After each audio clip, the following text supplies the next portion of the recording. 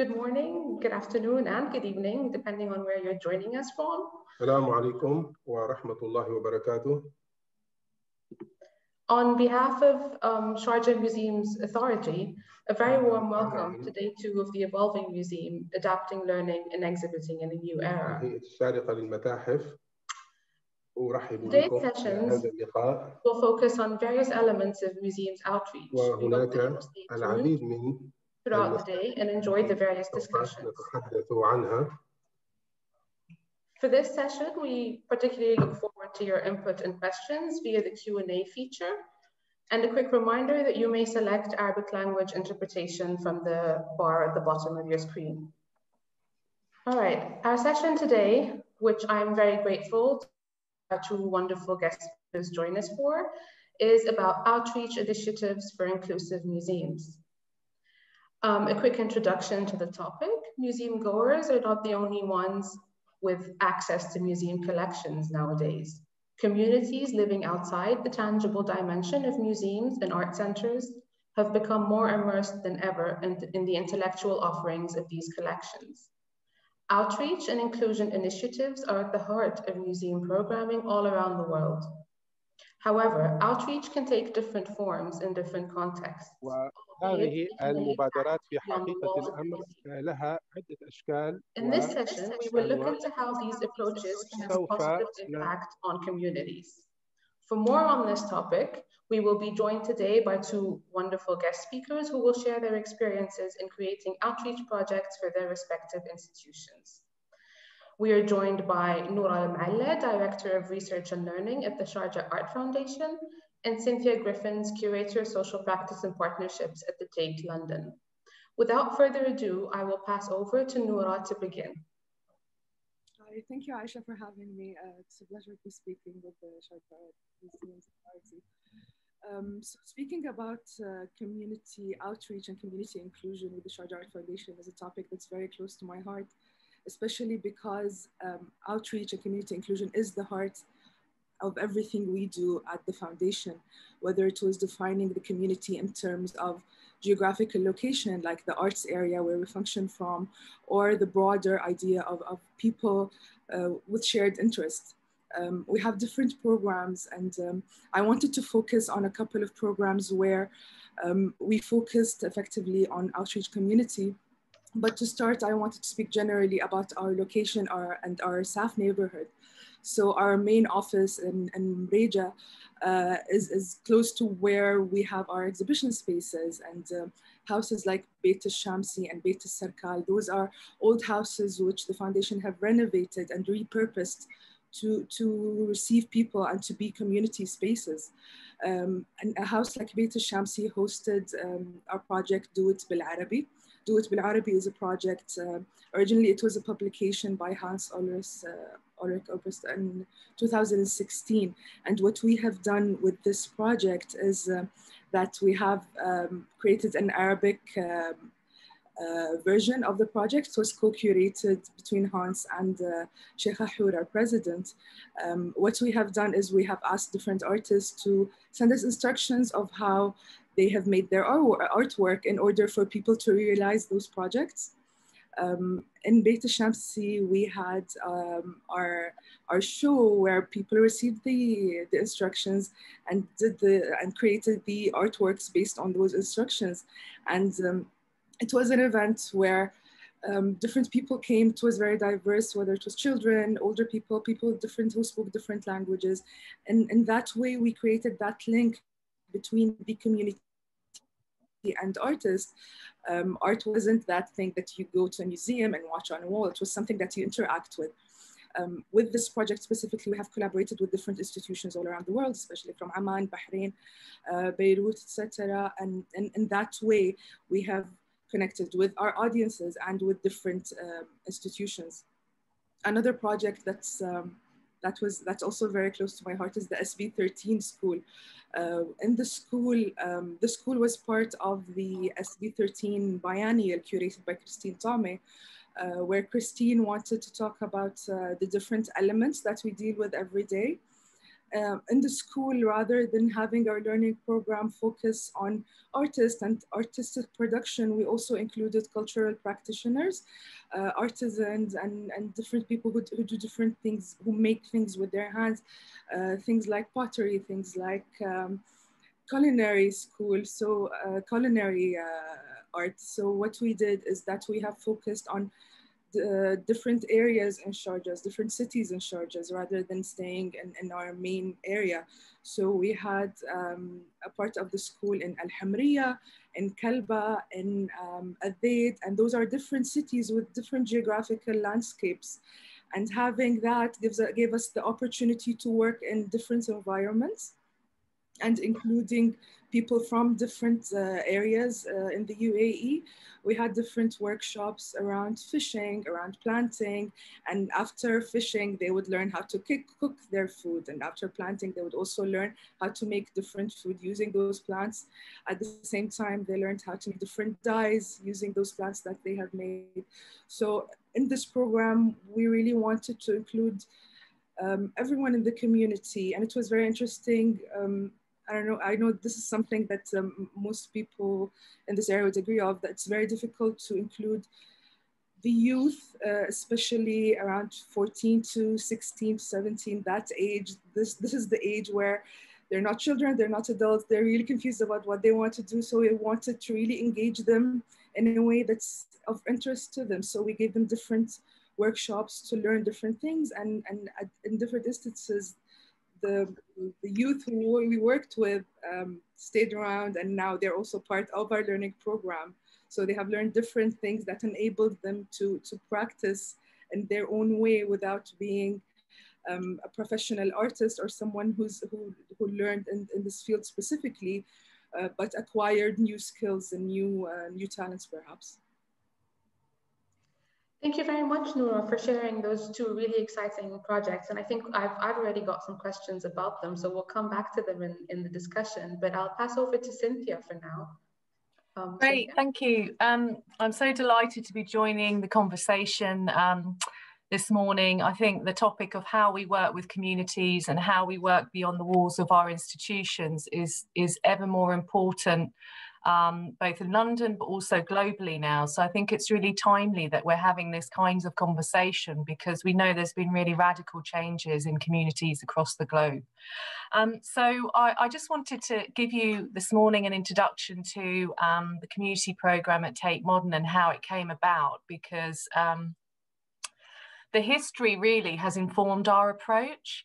So many of you will know this already, but Tate Modern opened in 2000. It was a former power station converted into a gallery of contemporary art. It was in an area of London that had really been quite neglected. There's a small residential community, and really within a year of Tate Modern's arrival, the neighbourhood had changed radically. There was 5 million visitors coming to what had previously been a very quiet neighbourhood.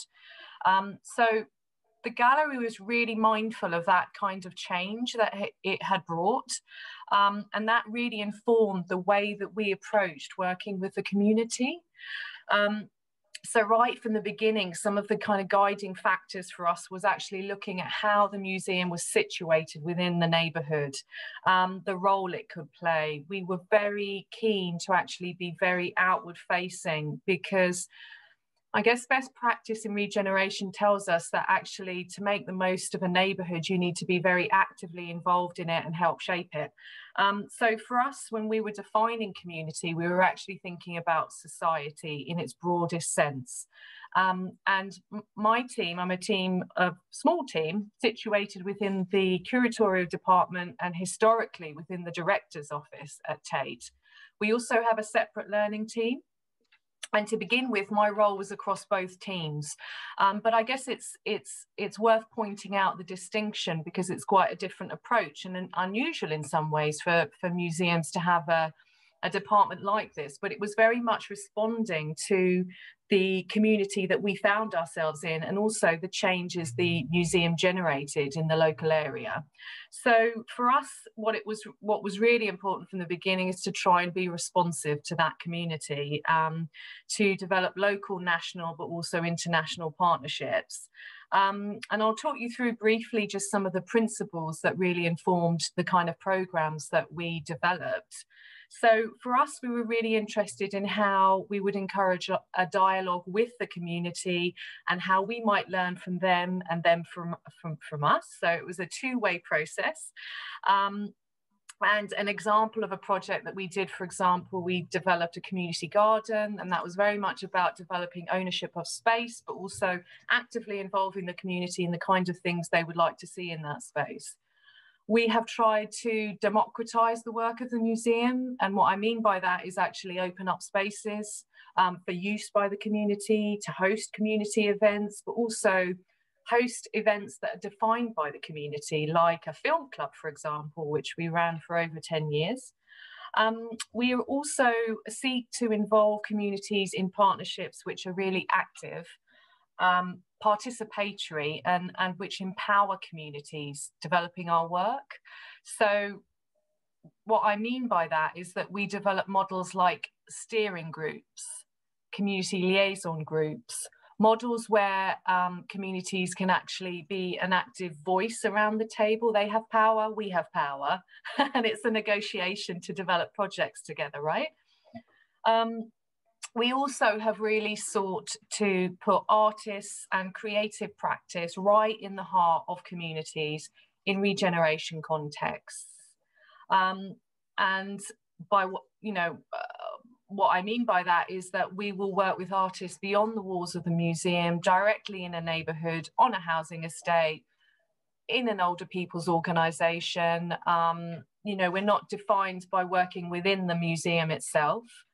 We have also developed what I would say is a personalised and active programme. And by what I mean by that is that I allow space in that programme to be able to say yes to community groups more often than no. So I want to be an enabler to say, yes, we can do that. So I allow a small amount of time and resources to be able to do that every year. And that, I think, is really important in an institution of Tate's size, because it's slow moving, can be quite large and bureaucratic. And really, we want to be an agent of change, as well as, a big international museum. And I'll just move on now briefly to the opportunities that have arisen from working in this way. Means that we have been able to test radical forms of participation. We have been an enabling voice within the organisation to make sure the views of communities are heard. We have developed credible opportunities for ownership, genuine ownership. We have helped to achieve the gallery's goal for diversity, and we've also looked at tackling cultural entitlement, because we were, when Tate Modern opened, surrounded by communities that had mostly never visited a museum before. So what we needed to do was really cultivate a cultural entitlement for that audience. We have also made sure that the gallery is relevant to the communities that are on its doorstep. And that has meant changing the way we communicate with that audience. And of course, these opportunities that have allowed us to really push practice have also brought lots of challenges. The kind of emotional labour that's involved in working with communities is, I would say, very distinct from most other departments within a museum. It's very relationship based. It's very resource intensive. And I think often in museums, particularly, let's say in the case of Tate's, very small teams delivering huge programs of work. So I think that's a definite challenge. Also, this work takes time to really develop trust and deep partnerships with communities. And I think it takes time to evidence change to the organisation, but also to the communities themselves. And I think often there's a very rapid way of working sometimes in museums that's about museum exhibition programming, but actually working with communities really means working in the long term. And my final point really about the challenges is that this work can often feel very invisible to the museum, to the communities, because it's often small scale, it's workshop based, it can be in education rooms that are not in an obvious place in the museum. And I will show you shortly a short clip from a project that I worked on in 2016 when our museum reopened.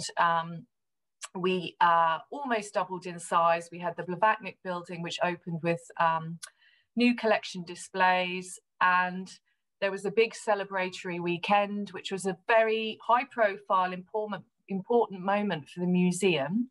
And we programmed a community event which involved a series of workshops and conversations with community groups about their relationship to the gallery.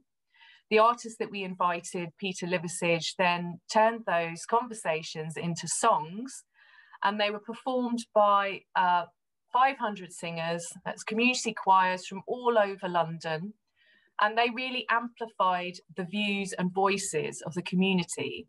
So there were songs like "I'm Not an Expert, Nobody Is," which were really epitomizing this idea of a first-time gallery visitor that perhaps didn't have knowledge of contemporary art.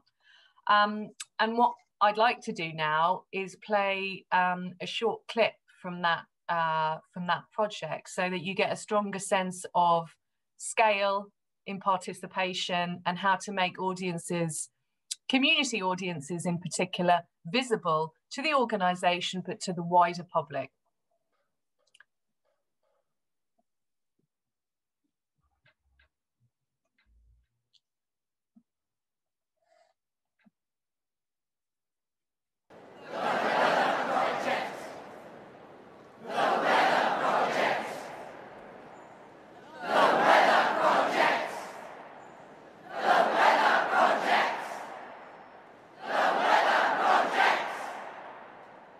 The project started really with an invitation to make a work for the opening. It's not what we know. It's what we think it will be. The original proposal was this idea that if you imagine the Tate in the centre and going out with concentric rings, you get these different choral groups from all around London, north, south, east and west. You get them all together at the Tate to sing this piece as a single choir of 500 plus. You got a bridge, but it wobbles. You got a bridge, but it wobbles. And you step onto a new view. It's all for us. They are singing with a single voice, which is really key. It's not about multiple parts, it's about this single, almost like a wall of sound. It is about that group experience, not just for the audience, but also for the performers as well.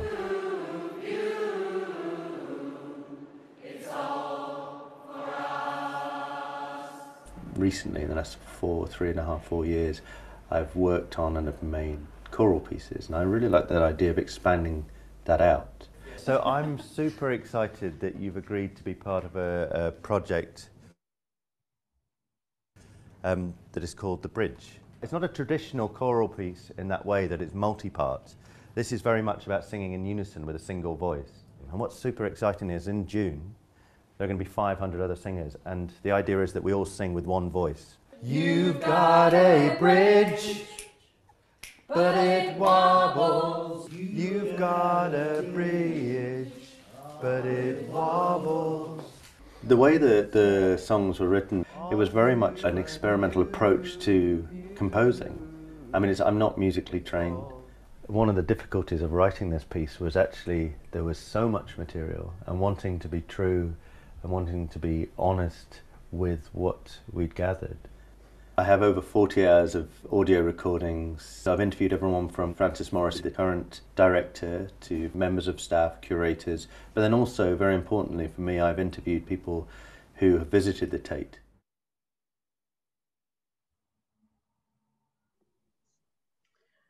Thank you, Cynthia, for sharing this wonderful video with us. I think it's great to have this sort of visual representation of what you've been speaking about. I do want to go back to some of the points that you made earlier in your presentation, or what you shared with us, and as well what Noura shared earlier. And I find it very interesting. Both of you used a bunch of words, really fascinating terminology about including youth, about neighborhood, about participation, even personalization, enabling, and change.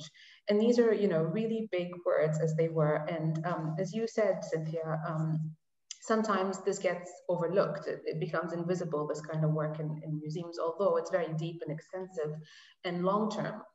And in that sense, I was wondering, and this is sort of a question for both of you, when you define or make a selection for communities that you'll be working with, what aspects do you usually consider? So for example, Noura, you mentioned 2 very particular projects. How did you go about defining the community that you were going to work with, or your target for this type of outreach project? And likewise, Cynthia, sort of the same question for you, but we can hear from Noura. Okay, so defining the community itself, as a foundation and where we are, and with our different international presence and local presence, of course we consider our audiences that are already in the neighborhoods. We have in the UAE, the audiences in the UAE, we have around 200 nationalities with so many different languages. So we're very close to our audiences in that sense, our direct audiences. We study the schools that come in. We work very closely with schools. So we notice all the trends, we have conversations with our audiences, and we're very interactive in that sense. Like, what would you like to see? What would you like to have? We notice all the, what people are interested in.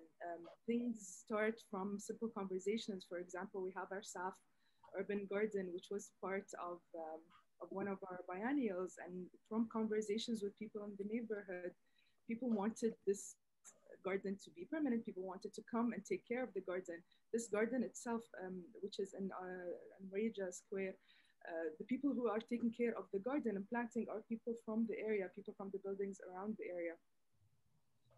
Another thing that we have done is our music program with artist Neo Maranga.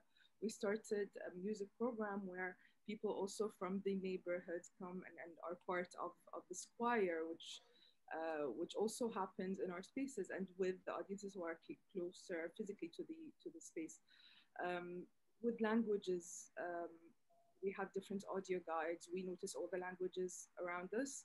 We have things like, we have languages like Urdu, Tagalog, and the languages which are mostly used in the area we are in, especially that we're located in the middle of the souk.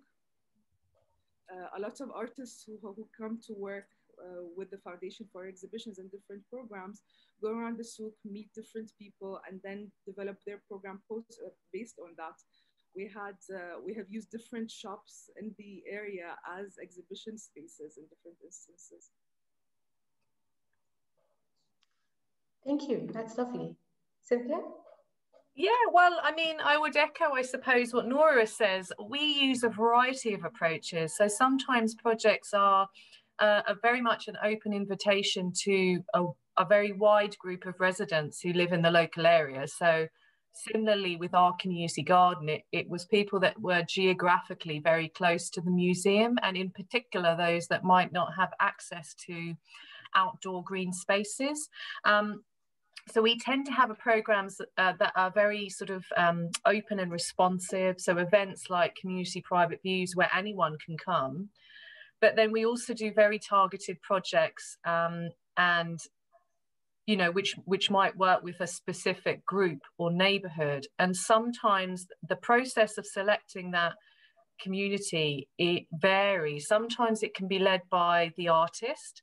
Sometimes it's kind of priority audiences that I'm aware of that I think would benefit from a project like this. But it's quite a careful process, because I think what I started to do very early on when I was working at Tate Modern was get an artist and match them to a community. And sometimes that doesn't work. I think it can be very much a process of kind of seeing the right fit and actually knowing the communities well enough to know what might work and what project might work and what artists might work. So it varies, I suppose, is the I think, you know, speaking of how you define your community, how you select your target community that you'll be working with, what are some of the perhaps opportunities or challenges that you might tackle from your experiences, you know, given the previous projects that you've developed or designed in your respective institutions? Engaging the community, does that sort of come, I'm sure, with its own set of challenges?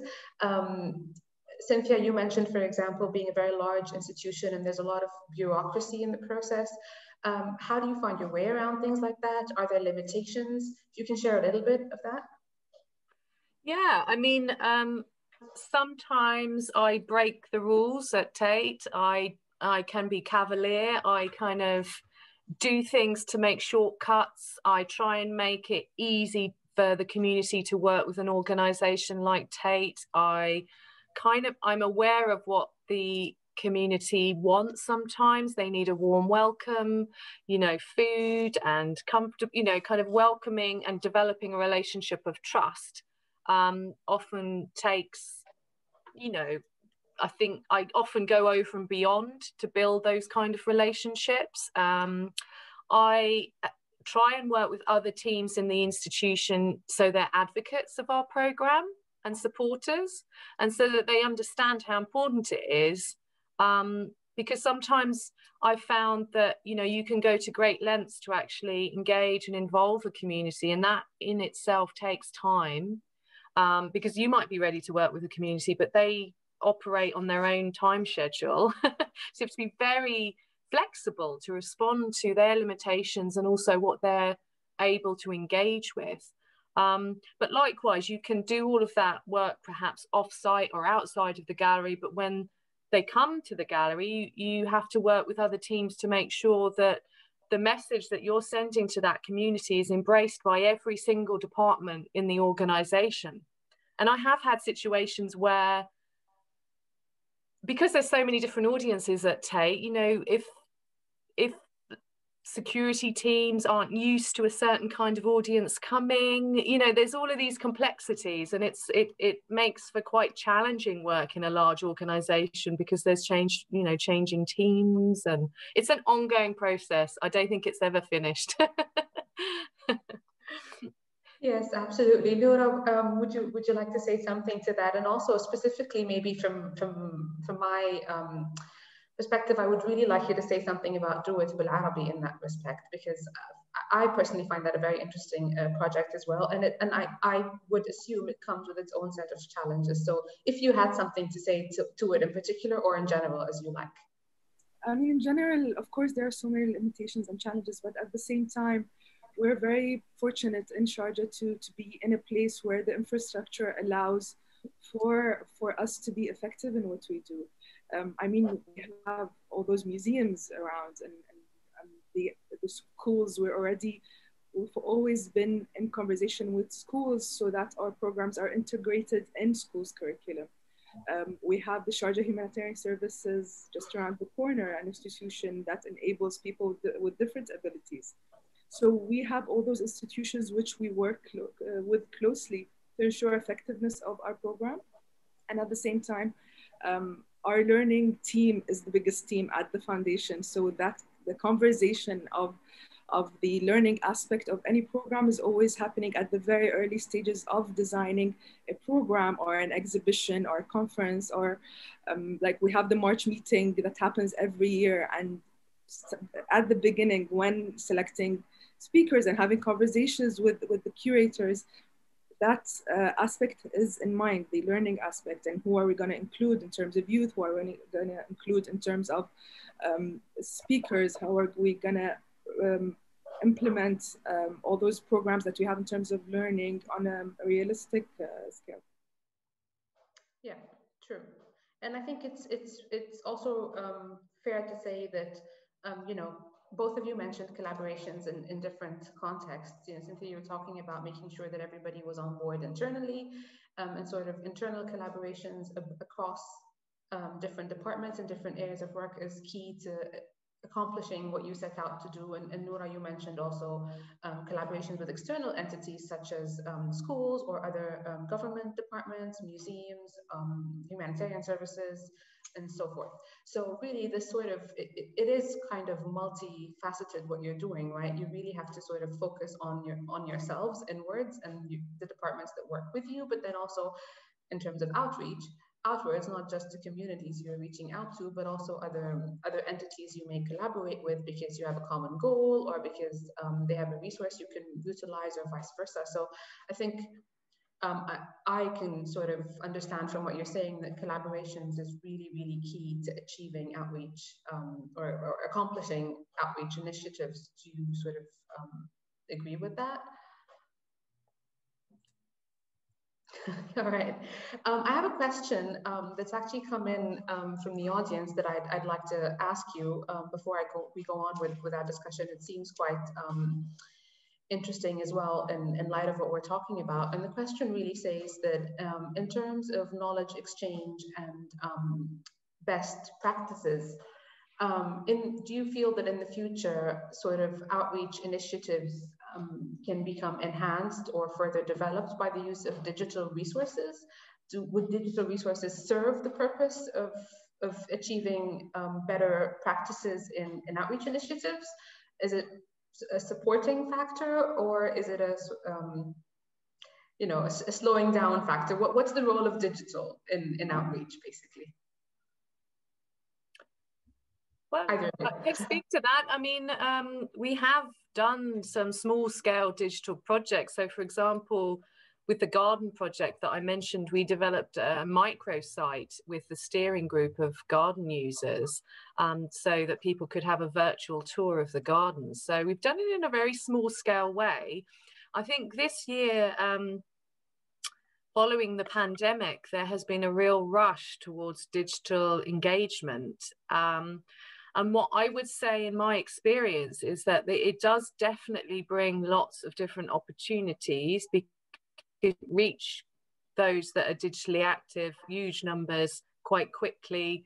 It's very agile, but it also has limitations. I mean, there's definitely some very apparent issues around digital inequalities here, about communities actually having access to the kind of technology that would allow them to be able to join a Zoom call like this, and digital literacy, how literate community audiences are. Some really aren't. So I think there's definitely potential there, but also some real obvious challenges, I think, that I've found in particular this year.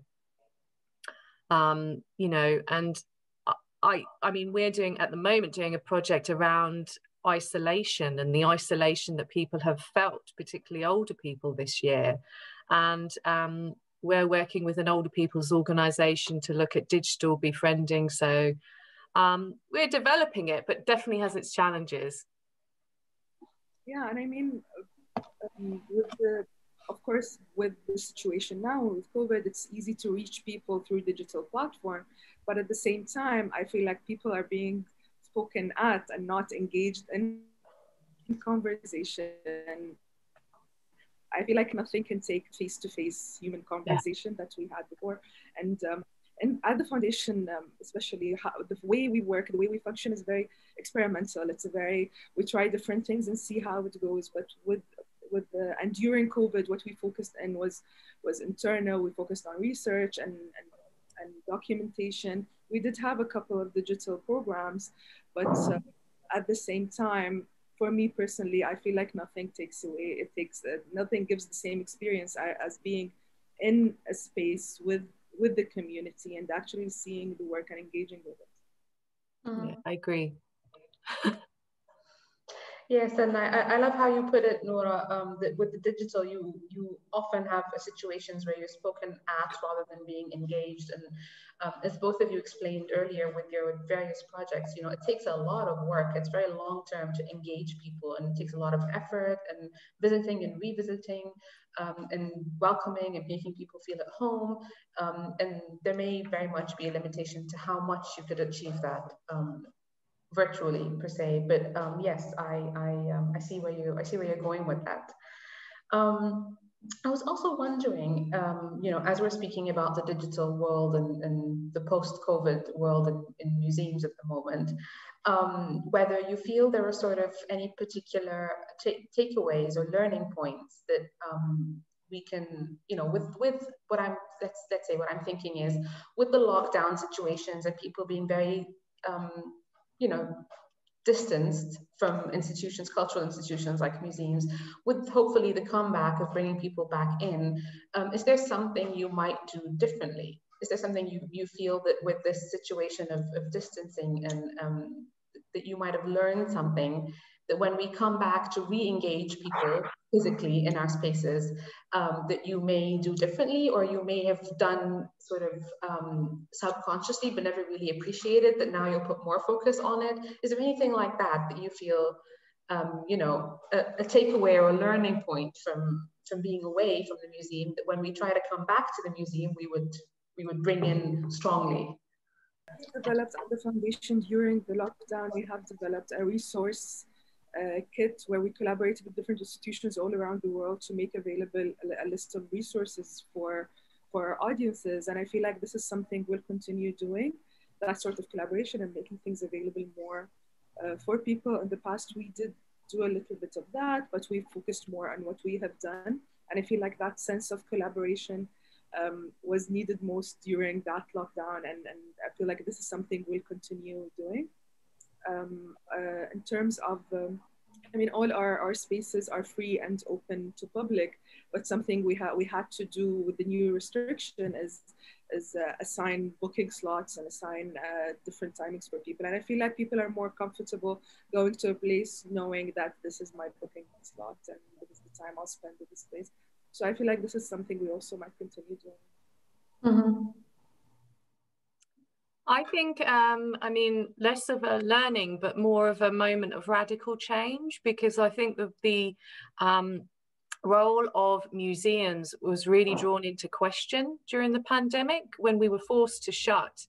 I guess and obviously the number of social inequalities was really highlighted over the last year, particularly with the Black Lives Matter and other social inequalities around care.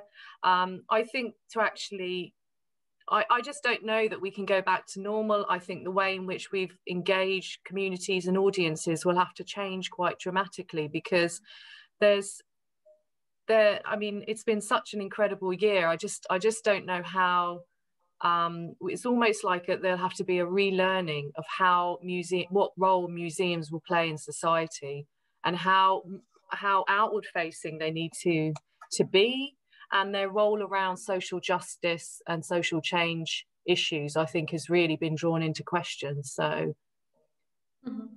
It's a potential opportunity, isn't it, for museums to completely shift? I mean, speaking of how invisible the work you do might have been in the past, do you think moving into the future, people will appreciate it, not necessarily appreciate it, but, give it more space and more potential, understand the potential of it further, perhaps? Outreach work? I mean, do you think outreach work will move up the line of priorities somehow?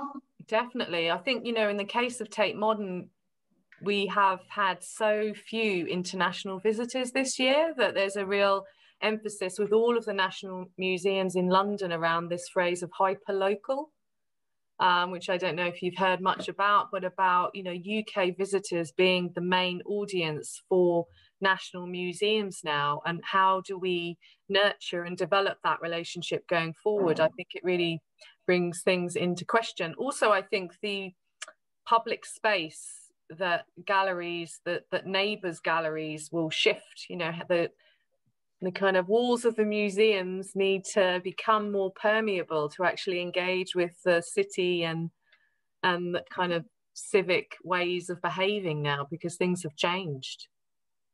Absolutely, yeah. I am a little bit aware of the time. I wish we had so much more time, because this is a very interesting topic and your insights are invaluable.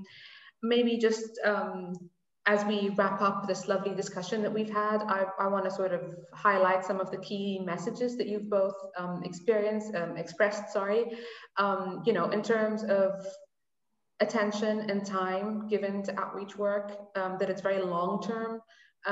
Regardless of what type of outreach work you're doing or which community you're working with, it really takes a lot of effort and opening up to make, you know, your community feel welcomed within your museum. But also, Noura, as you mentioned, you know, you move out of the immediate vicinity of your museum to go to other parts of the city and take yourself out there rather than wait for people to come into you is also a very interesting aspect of the projects that you shared with us. And the level of participation, the level of engagement, being very crucial and critical, and then various elements looking towards the future in terms of the role of digital, what opportunities digital experiences may provide for outreach work, but also what limitations they may have, and to be very, very aware of that. So these are all very interesting points that you both touched upon. And I think as we wrap up this lovely discussion today, I'd like to ask each of you to take a minute or two to just perhaps say any final closing remarks that you might have, and maybe tell us a little bit about, you know, your next project or where you're going from here. Is there anything on the plate at the moment that you would like to share with the audience? Otherwise, just a closing remark from either of you. Whoever's ready. Our next project, which is opening this coming Wednesday, is Focal Point. Focal Point is our annual art book fair. And speaking of all the challenges with COVID, for this book fair, rather than focusing on our usual international audience, this year we focus on our local audience, we focus on our immediate community. I mean, Focal Point has always been about our immediate community, but we also had to cater to all our visitors. For this year, we do focus on our immediate community. We've done it in a way where people can book their slots ahead of time, and it's in an open space. So speaking of different precautions, I think it's the first time that we do it with those limitations. So it's starting on Wednesday for 4 weeks. Closing remarks, I'd like to thank you both for this conversation. It was really interesting and fun to talk to you both about everything we do. Yeah, I mean, I would echo what Noura said there, really, and maybe revisit what I said in the beginning, was that I think it's very timely that we're talking about inclusion in museums at this point in the year. And for me, I think what really comes to mind following our discussion is the role of collaboration going forward in the future. I think the kinds of ways, you know, new models for partnerships and new kinds of collaborations are really going to be a necessity for museums like Tate Modern and other national ones in London. So I think there's a lot of thinking to be done about how we get through the next sort of 3 to 5 years. And I think innovative collaborations are the key. That's I think a lovely note to end with. You know, collaborations are always fruitful if they're done with thought and with genuinity, I think. So yes, I hope that perhaps from this panel, you know, the institutions represented here in this discussion might end up having some kind of outreach collaboration, or maybe someone in the audience would reach out to either of you with interests for collaboration as well. So looking forward to what comes out of this, but I would really like to personally thank you both for your contributions today. Very, very insightful, and I'm looking forward to following your upcoming projects, and good luck, Noura, with Focal Point. Thank you. Thank you. Welcome everyone, and I'm happy that everyone with us here today already enjoying the sessions that we started earlier. Welcome Alia, welcome Lisa, and thank you for being with us. Today we have Alia Al-Shams joining us from Louvre Abu Dhabi, and she is the Acting Cultural Programming Manager. We also have with us Lisa Mazola, Assistant Director, School and Family Programs Education Department at the Museum of Art in New York. Thank you for joining us, Lisa and Alia. Thanks for having me. Thank you. You can use the Q&A session, the Q&A feature, to ask us any questions, and we will be happy to discuss them towards the end of the discussion. I would like to start with Alia. Alia, can you tell us about your work and the current work that you do, especially in regards to universities and communities in general? For sure. So thank you, Alia and Sharjah Museum, for inviting me here today. Very excited to be here. Well, very much, I think when I'm posed this question is that, should we talk about before the pandemic or after the pandemic? Because, you know, as you know, for quite some time, we're not receiving school children anymore. So I can tell you a little bit very quickly about how it was before, and then how we're moving sort of into it in the future.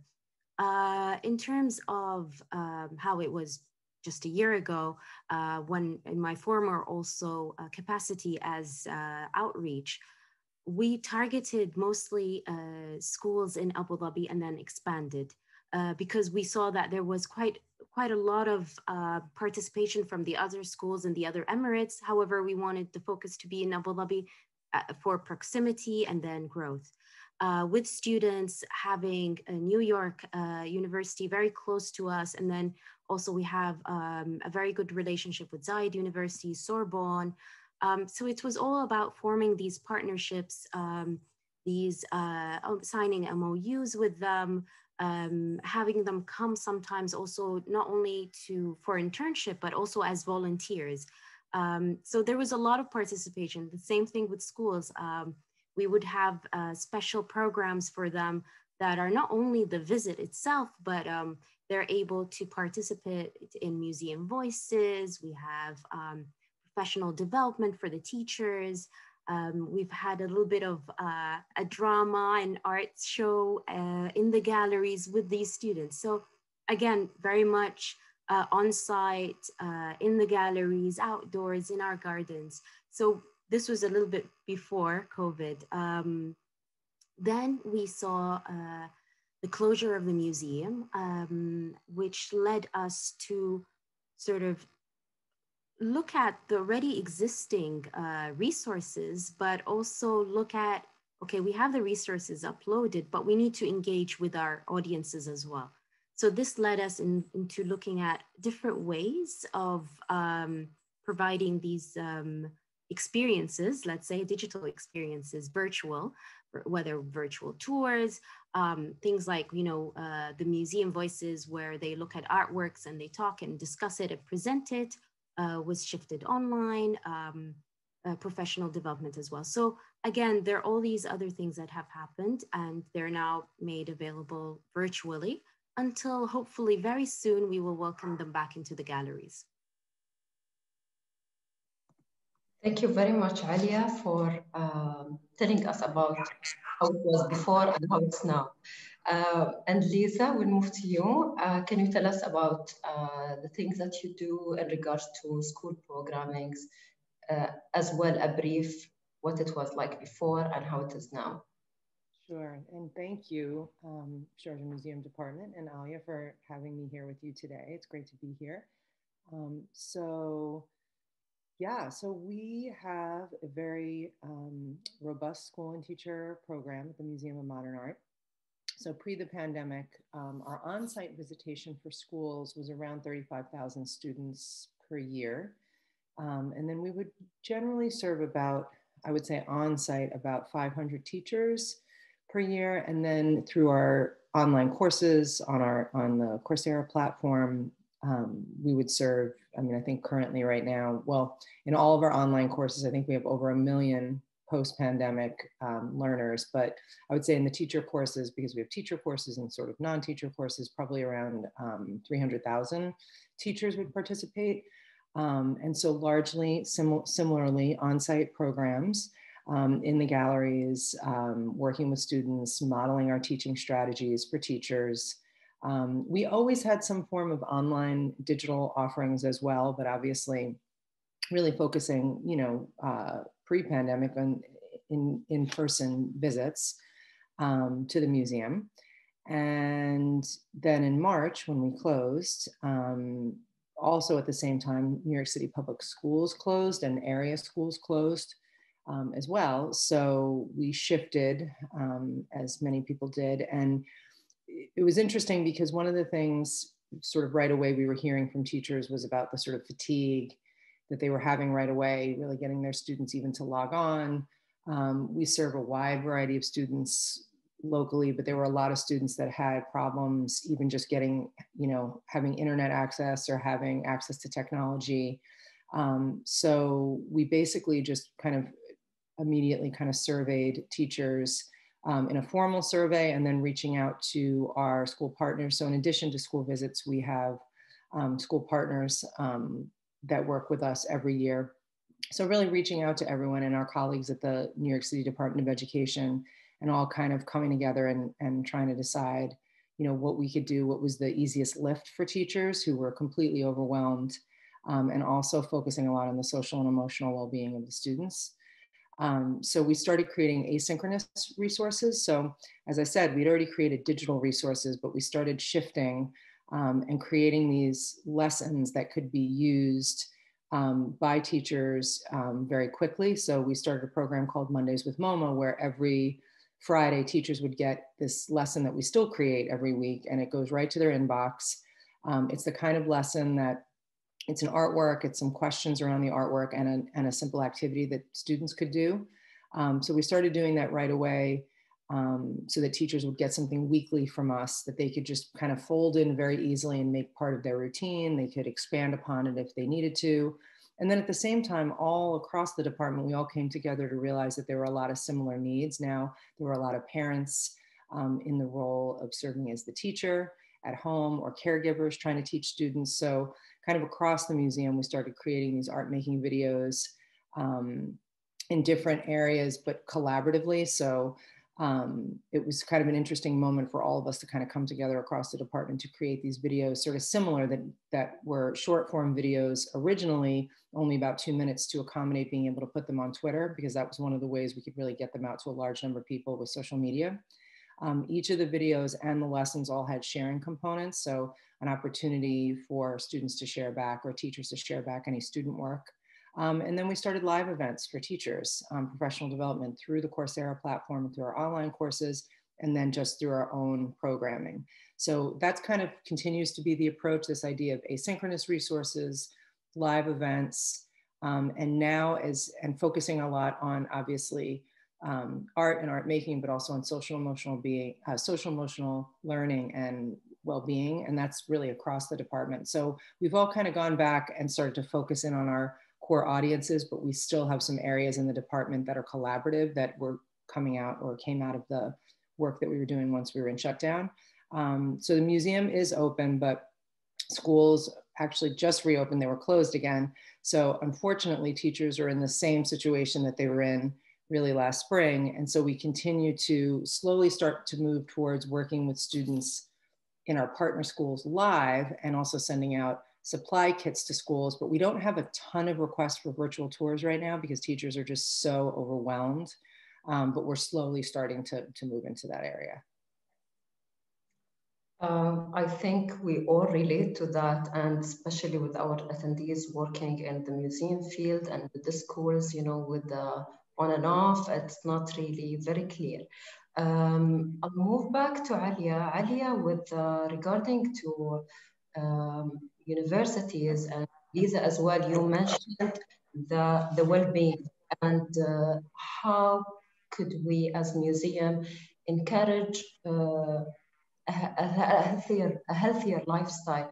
With the current pandemic, everyone has Zoom fatigue, we are all stressed out, everyone has schools and students and kids at home. But you also thought about, I really like with Lisa, your website, you are thinking about the well-being, as well as Alia, you also have things happening in the museum that refocus on oneself. Can you speak about that, Alia, a bit? And how the idea come from? How do you feel the audience is responding towards that? Sure. So one of the things that we sort of re-looked at the idea and the concept of mindfulness. So Louvre Abu Dhabi has relaunched itself as Mindful Museum. Mindful Museum meaning at the heart of it, there's empathy. There is this idea of, losing yourself while looking at an artwork, connecting with an artwork, connecting with others through artworks and these discussions, but also looking at engaging with the visitor in different ways. So whether it's within the galleries or outdoors. So we started thinking of things like kayaking and yoga that engage you within the galleries or under the dome. So you're still admiring this beautiful architecture, but looking at it from a different point of view, because you'd be like, going through on a kayak and discovering it. So it's this whole idea of slowing down the pace of life, and really appreciating that. And I think that's one of the things, the beauties of going into a museum is that you have this sense of escapism, that you can lose yourself and just disconnect entirely with all the chaos that is happening and just really just be. And that's one of the things that we have, and we're very much advocating. We're looking at it expanding it as well within the programs, within the tours, and all of that as well, looking at it, I think, more extensively in the future. But the first steps have already been made. We are looking at engaging visitors with specific sound experiences in the gallery, where there's music that is depending on your mood, you can sort of select it, and you have this whole new visual and auditory experience of the museum. So it's really paying attention to all the different senses, not just the sense of, the visual.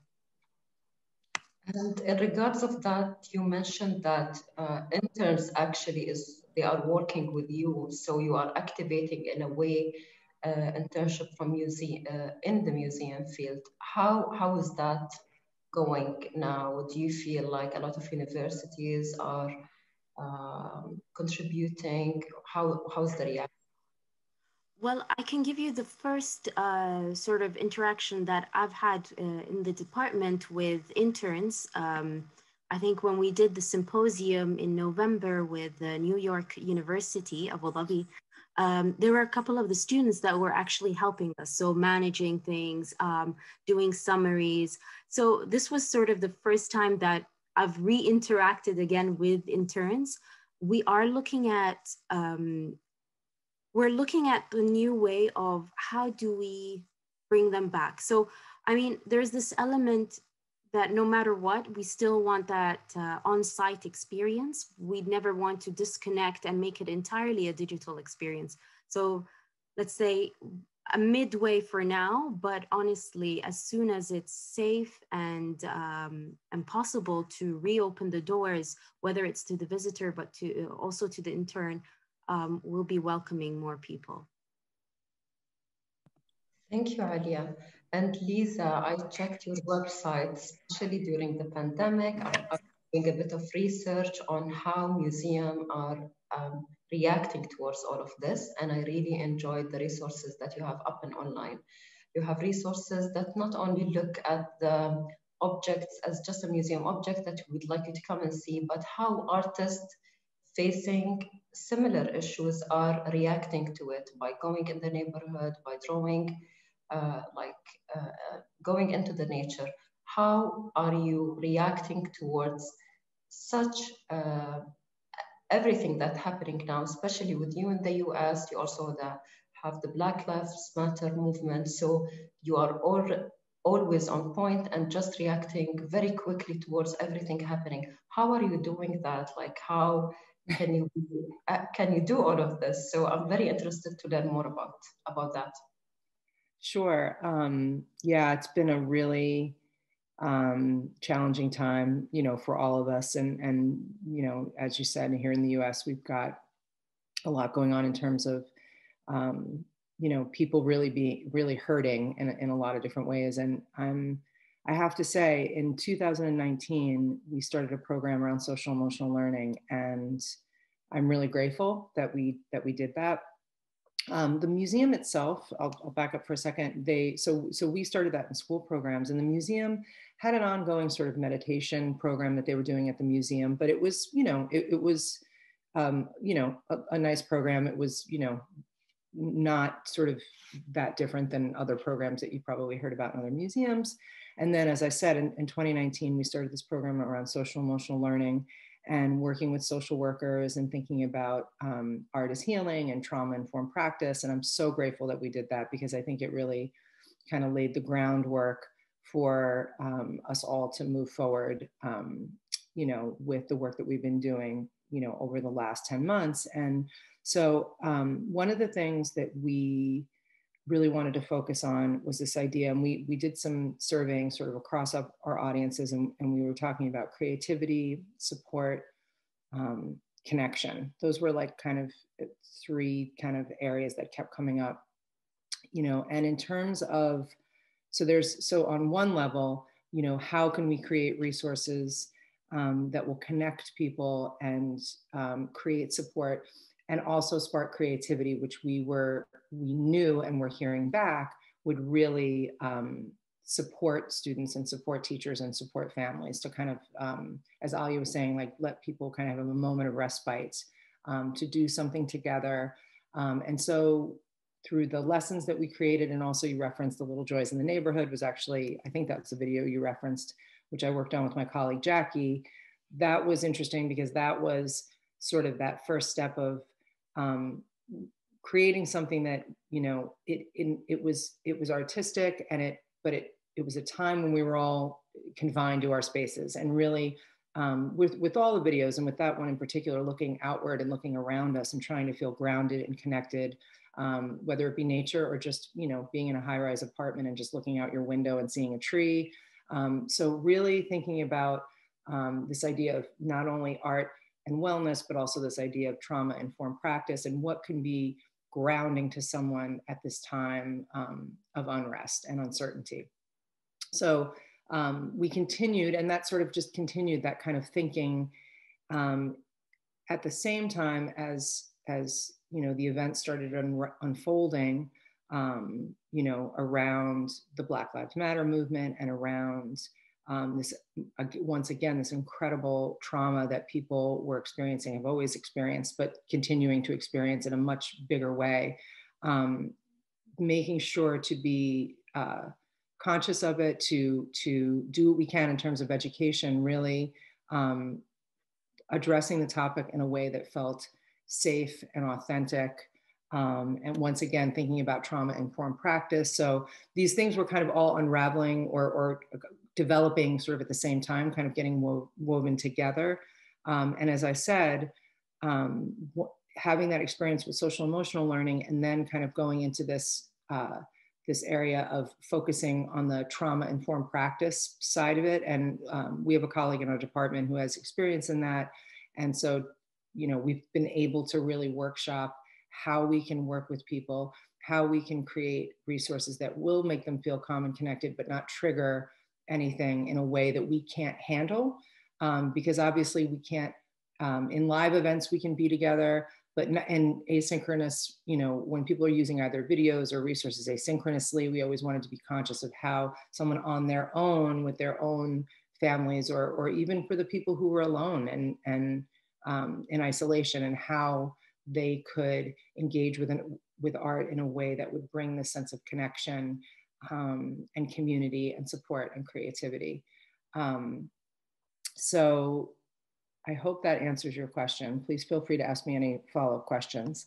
But I did also want to say that, listening to Alia previously when we all met, I have on my, short list to do the kayaking, because it's interesting like that, the idea of a physical act is such a big part of that too. And so I love that idea of bringing that in as well. And that's, I would love to do more of this work, and I hope we can do more of this work. Obviously, we plan to on-site when we can all be together again as well. And I think linking that between Lisa and Alia with, I feel people want to have, to enjoy more, to have I feel like the idea of museum is just like the object, the student will enjoy it that much. It's that sort of idea, if you know what I mean. Like it will be boring, just me and an object, but they don't know that there is a lot of entertainment happening there. You can go to the library, you can watch a movie, you can like eat their cafes. Museum cafes are the best. So it's all that these perspectives that the current visitor is not taking into mind, but it's great that you are kind of re-promoting that in a way to welcome the visitors. I want to ask about how museums are currently, like from your own perspective, between the past and the present. And I know that entertainment is an important part of the experience. How are you seeing the online interaction between you and the students? I know you are not doing that much of programs, it's mostly resources, but do you feel, Alia, there is, how do you feel the response online, like virtually and on the digital format so far? Well, I can start with the positive. The positive is we are now reaching an audience that maybe in the past we never engaged with. One, because it's now, you know, when you're on the virtual, whether it's social media or your website, anyone can be part of it. So we've seen this specifically with the symposium, with the number of the different countries that were represented from, you know, whether it's our speakers or the actual audience. So this is a positive aspect that we might never have engaged with them. Also, the fact that, you know, whether it's harder because of, you know, time zones, someone might have missed it, you know, there's a movie screening, missed it, oh, because, you know, I didn't make it, there was traffic. So now that things are available online, it just allows more people to be engaged with it. And I think it will be very interesting to see for the next few months how that unfolds when we start receiving people. Are we receiving the same people that we had pre, or did we find a new audience? That's for me something that, you know, I can't wait to see for the end of 2021, is really to evaluate, because, okay, it's great that, you know, we have these numbers, but what do these numbers mean? At the end of the day, numbers are just numbers. Unless there is an impact, what is the impact? We need to wait. So like I said, for me, it's more of a waiting game in terms of the impact that all these different virtual, let's say, whether they're, you know, we were talking about this earlier as well with Lisa, that we have a couple of initiatives that are like, you know, introducing people to the museum through the We Are the Museum, the different professions. Will that have an impact as well in you know, people applying for jobs in museums? As you know, the Saadiyat Cultural District is expanding with new museums coming up. So again, these are, we need to see it also as an opportunity. We had a very big opportunity to expand our audience. Now let's see what's the impact. And Lisa, in terms of collaborations with schools and teachers, you have a future approach in regards to interacting with the students, even if it's not, you know, if they are not coming even to the museum, to a safer approach. Can you tell us about that? Sure. Yeah, so it is for the rest of this current school year, at least in New York, it's most likely students won't be going out on any field trips, and teachers won't be able to even really attend anything in person. You know, similar situation to a lot of people. Things are unfolding. Obviously, a lot has transpired in the last week that will determine that sort of timeline. So absolutely. I mean, I think that one of the things that we actually have been talking about this week is how, and sort of working and kind of experimenting with, just as a group, we actually just worked on some live lessons that we're thinking about using with students in different formats. And again, just think moving forward, we'll always continue to consult both the surveys that we've done and we continue to do, and also just the anecdotal information that we're getting from teachers and for our partner schools in terms of duration and content. And one of the things and one of the sort of models that we're looking at after having a conversation with another museum about a potential live events for students is just doing things in shorter formats. So in these 30-minute formats, we're kind of starting with that.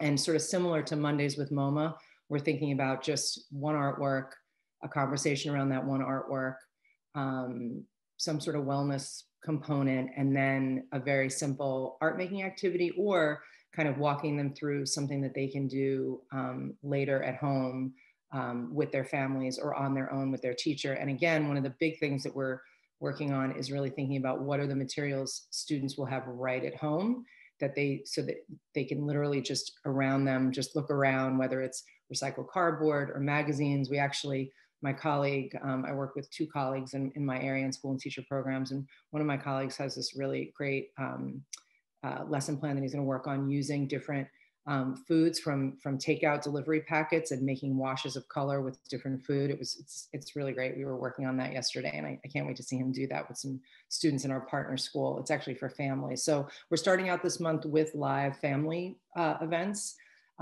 through our school partners.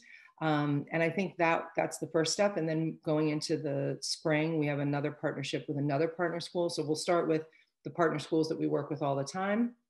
And then we'll start to figure out, because it's also a bandwidth issue. There's 3 of us. So how would we serve all of the students in live events? So again, we're trying to think about what's the sort of best model for that, working on all of the experience that we've gained through the digital resources. We've been making video lessons, which we will continue to do, which are asynchronous, that students and teachers can access on their own, or even families. I think we'll always continue to do that work. But yeah, again, thinking what is achievable, what, again, going back to this idea of what what the teachers can handle, what the students can handle, and what we think will kind of do justice to the experience. So that's the plan now, to start with the partner schools.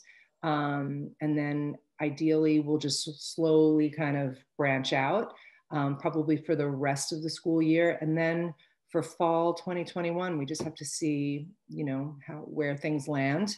Hopefully the schools will continue to stay open through the rest of this school year, and then we'll reassess in the summertime. Similarly with professional development for teachers, if things in the summer really open up, I would ideally love to pursue some of the on-site professional development we would normally do in the summer.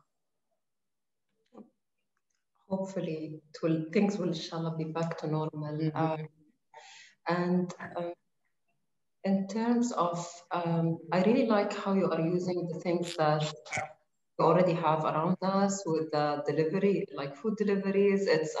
I feel like every house has that, and especially what we are going through. I wanted to, now that you talked about professional development, you worked on Coursera courses, which is very interesting, and I feel it's great if you can give a background attendance here. How do you feel the teachers' attendance or the visitors, and how many benefited from this experience? Yeah, we started a relationship with Coursera, which is an online platform for MOOCs, or what are known as massive open online courses. So they are courses that are asynchronous courses, although now we do live events, and I'll talk about that in a minute. But we started that in 2012 with actually the first course was designed for K-12 teachers, which is why I was brought in. And then we created 2 more courses for teachers. And now we have 9 courses total. So 3 courses for teachers, and then 6 other courses that are around various art topics, whether it's design or photography or what is contemporary art. So in a way, I'm grateful that I had that experience of working on that content, because again, and working on the Moma Learning website, which were 2 big digital projects that really got me thinking about how people engage with digital content and how they do it asynchronously. And so what we found is that when everyone started sheltering in place, even around the world, that I think I mentioned at the opening that we've now ticked over 1 million learners across all the courses. And so what we were finding is, and teachers were using the teacher courses and also the general courses. And so what we actually did was brought in other colleagues in education to kind of help navigate the discussion forums. So the discussion forums in the courses, which weren't always super activated all the time, we then engaged with our colleagues and kind of positioned ourselves. I was already working in some of the courses, and we invited in other colleagues who hadn't previously worked on them to populate the discussion forums so that we would have every week we would meet, and then it switched to every other week. And so we were continually adding these discussion forum prompts in all of the courses to invite conversation, to create a moment for people to connect with each other. And I still love going back to those forums, which are still happening, because people were sharing such incredible stories and personal experiences. So it was all about connecting with them. And also then we started doing these live events monthly. In the teacher courses, they were, we call them, well, in all of the courses, we'll call them office hours. And so in my courses, it was really about bringing in basically just answering questions that learners had in the courses, but then also bringing in some of the teachers that I worked with in my social emotional learning advisory, some of our other partner school teachers, and continuing to invite other guests in to talk about topics largely focused on remote learning and social emotional learning. So we kind of continue to do that and still do that. We did our last one about a month ago, and the cadence of those will slow down a little bit.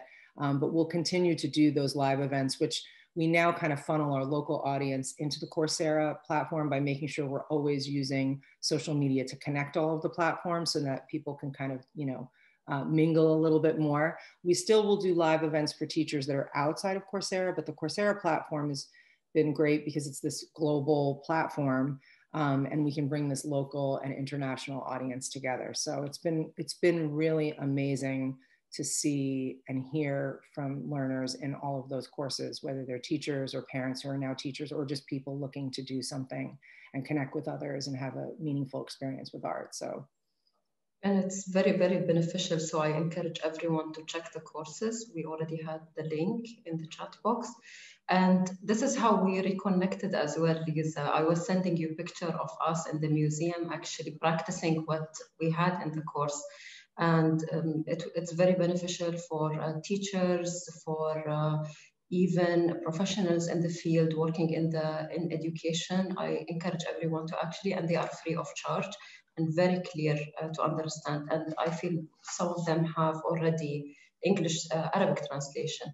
So moving back to Alia, with we were talking about how the museum is currently shifting the focus from tourists to actually focus on the local aspect of visitors, and how this is turning in regards of not students in specific, but also families, like as family, as students, as in general. How do you feel the connection is back again with the local community now that the shift is moving with the issues with traveling? The museums are reshifting to locals. What do you like to say about that?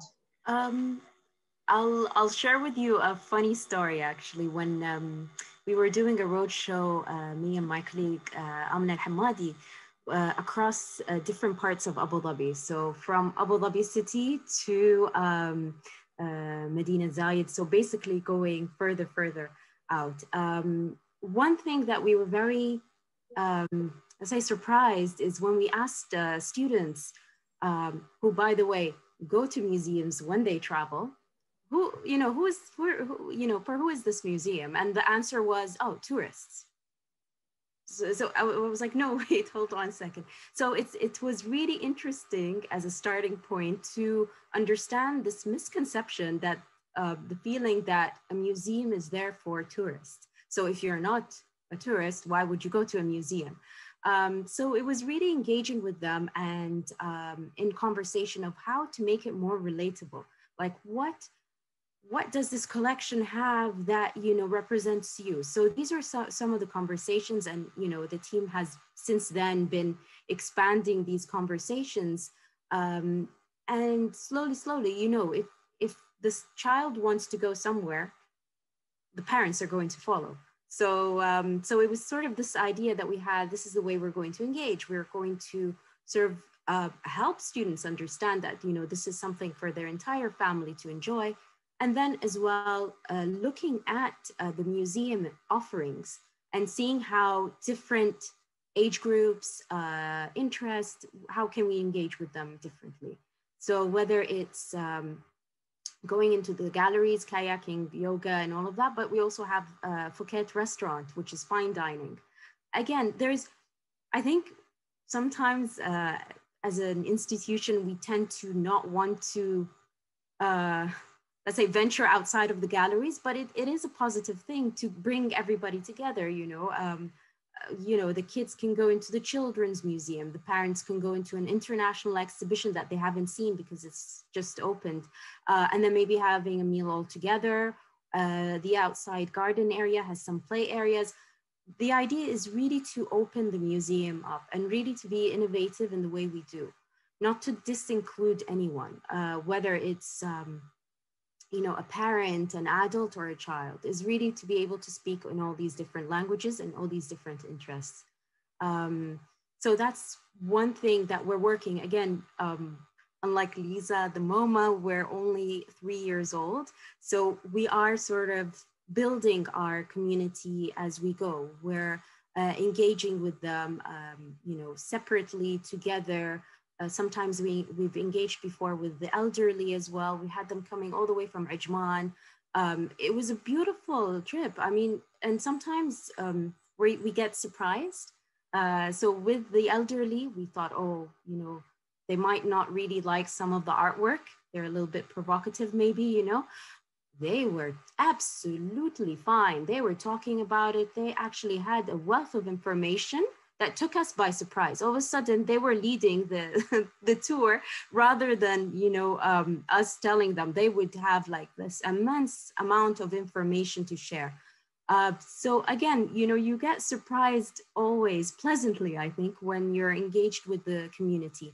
So I think at the moment, I can say we are open to these conversations. We are having these conversations with different communities. We've welcomed taxi drivers as well. So again, we're 3 years old. We are making big steps, but it's not something that can happen overnight. So we're slowly building towards it. Thank you, Alia. And Lisa, this is, I feel it's a similar situation, the refocus, but you were already refocusing on the schools as well in New York State. So maybe we would like to talk more about future and upcoming projects and something you would like to tell us more about and to look forward to if you have that. And people, I feel the attendees also would like to know more about any future projects that you have. Sure, and I just wanted to echo what Alia was saying about really museums in this position of needing to be and absolutely being able to be more relevant to a local audience. And similarly, we've always had such a huge portion of our visitation be tourists. And now it is mainly local folks. And, you know, I personally am really excited about that. And I think the museum is really excited about that.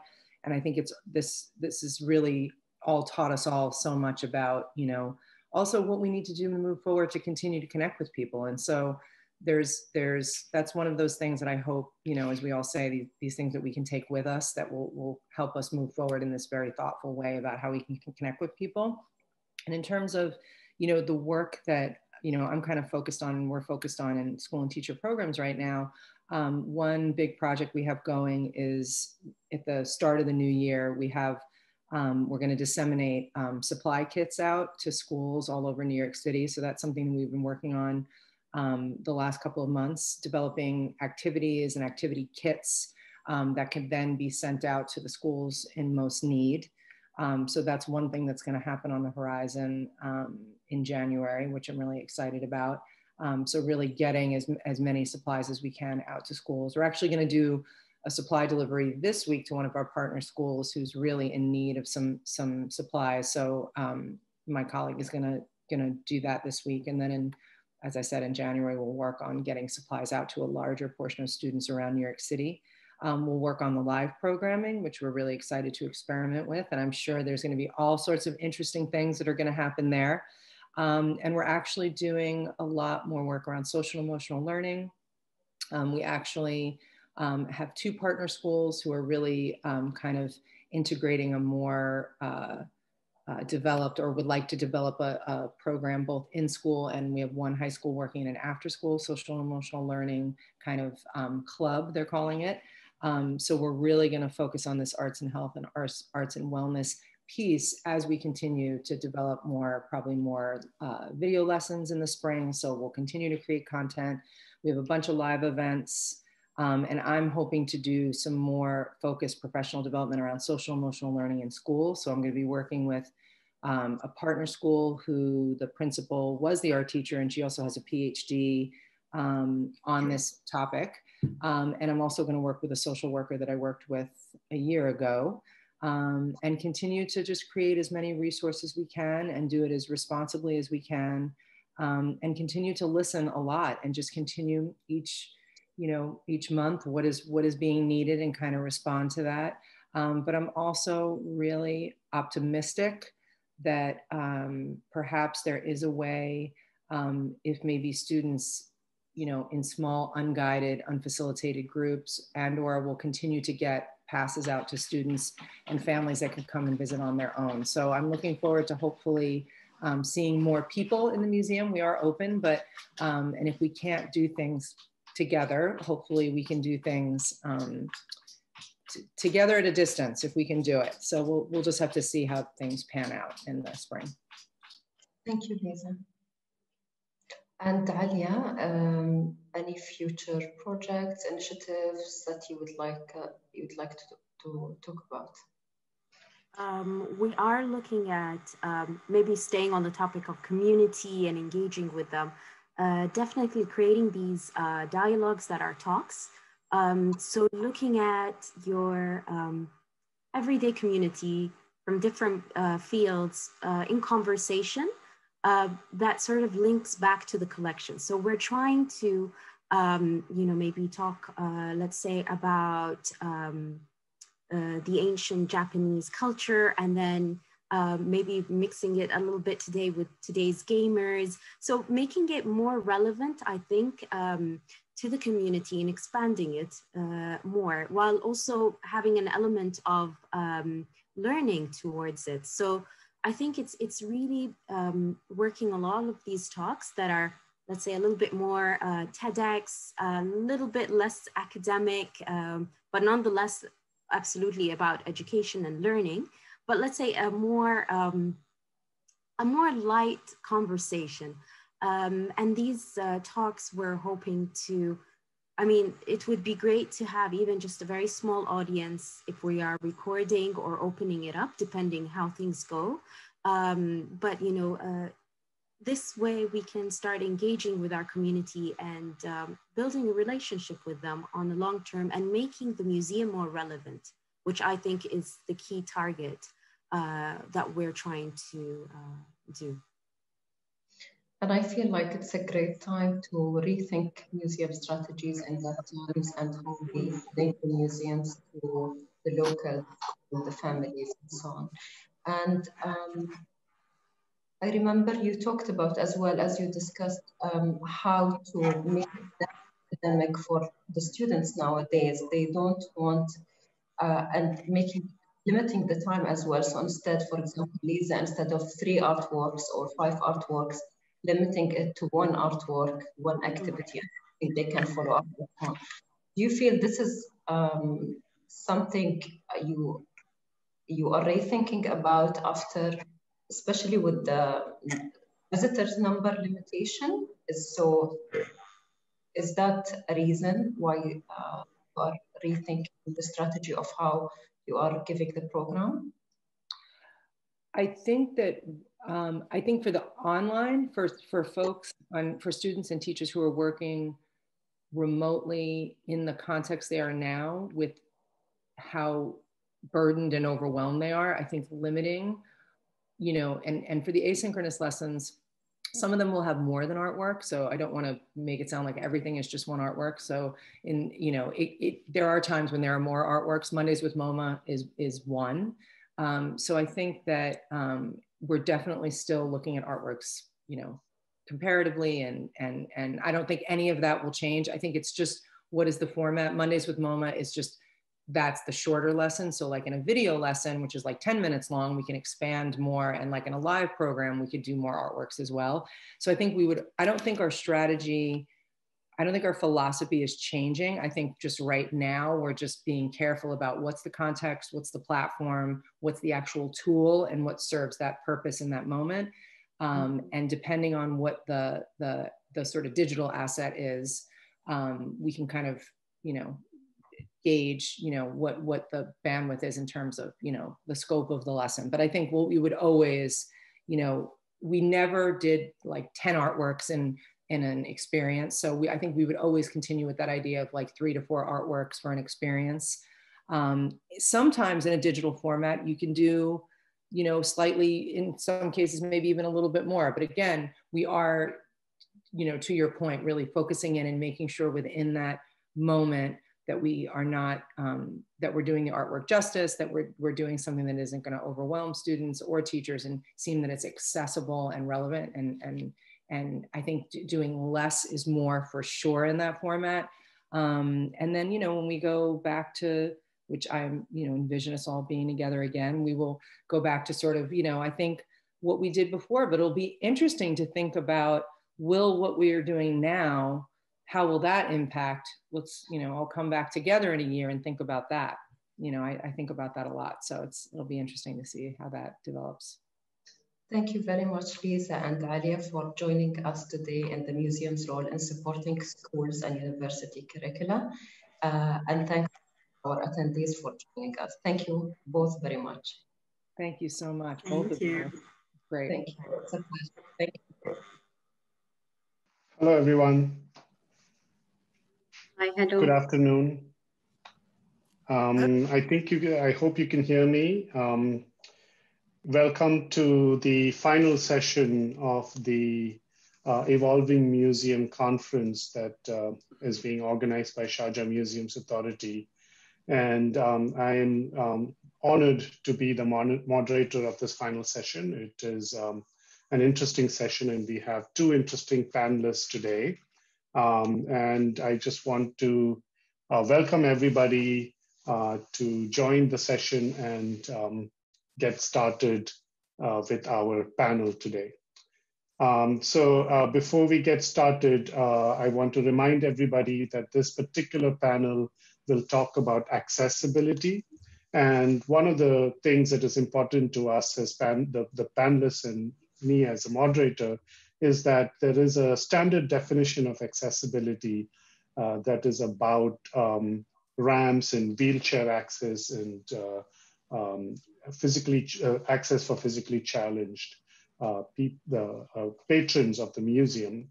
But I think we have to think beyond that, right? That is very important. And one of the things that I want to start with is a definition of universal design. And I think many of you must have heard of the term universal design.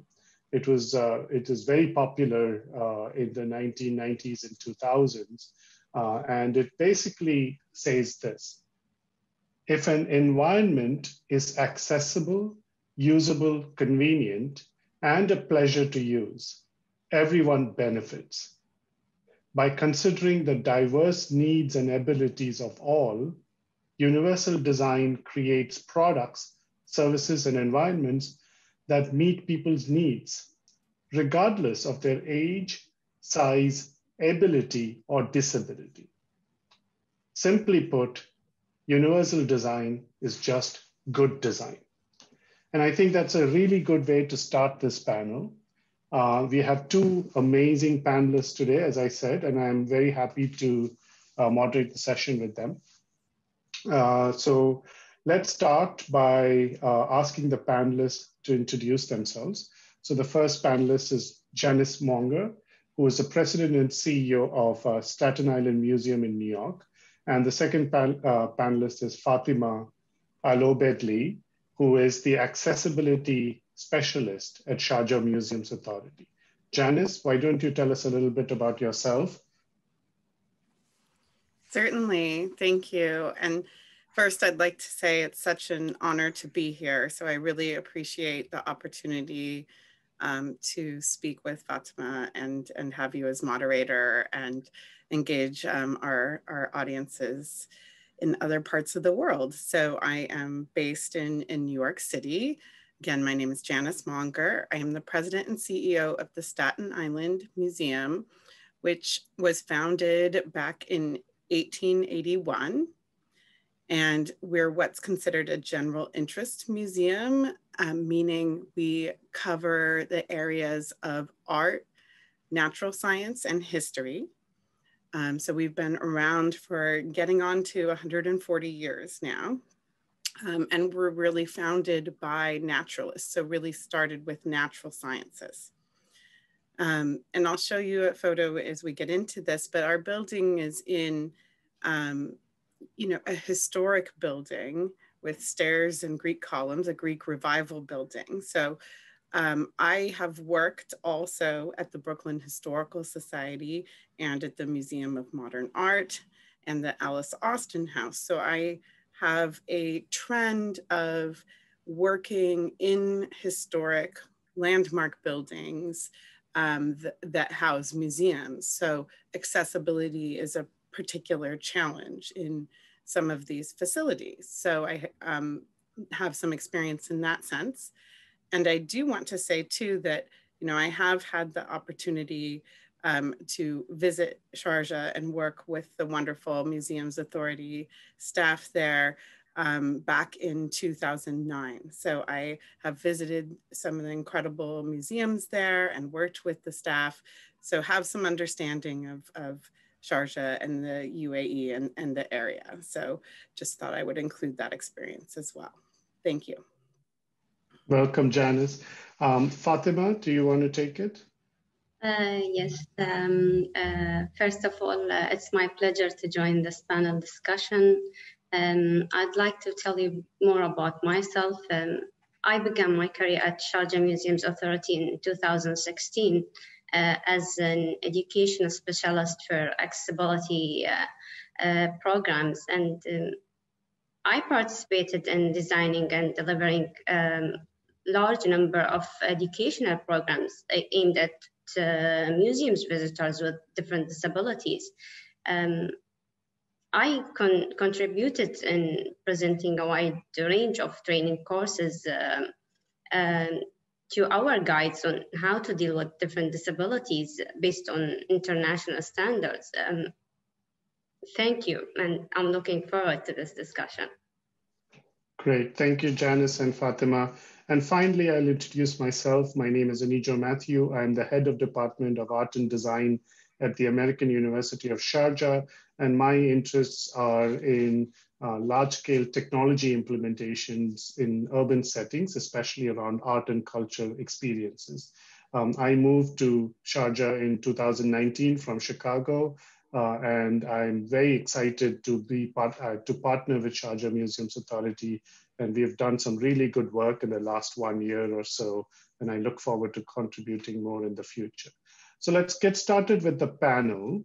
For the audience members who have questions, please post the questions in the question answer section of the webinar.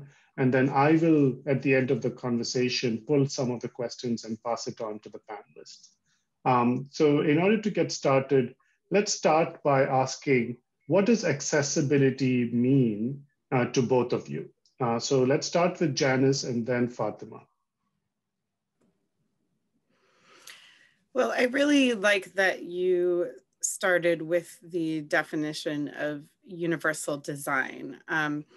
So accessibility, when I think about it, it really is about the ability for anyone to enjoyed the museum or any experience in life, really, to the best of their ability. And I think that as we think about 21st century museums, you know, the idea is to really provide an inclusive experience whereby anyone from their perspective, ability, neurodiversity, physical ability can experience your primary offerings, right? Can be part of the core experience. And I think that is somewhat a shift from how things have been handled in the past, perhaps.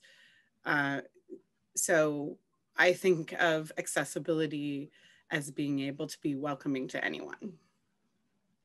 That's great. Fatima, what do you think? Yes, Anijo, accessibility is an ever-evolving topic. And when I come to talk about accessibility, I'm using it to mean that people are not excluded from using something on the basis of experiencing a disability.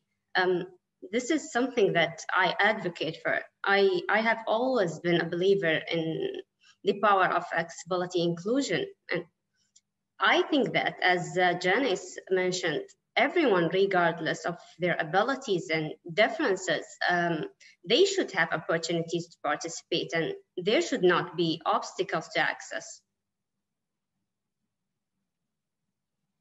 So tell me, why is accessibility so important in a museum, and how do you promote it in your own museum? Fatima, you told us about a few examples that you have initiated, some projects that you've initiated at Sharjah museums.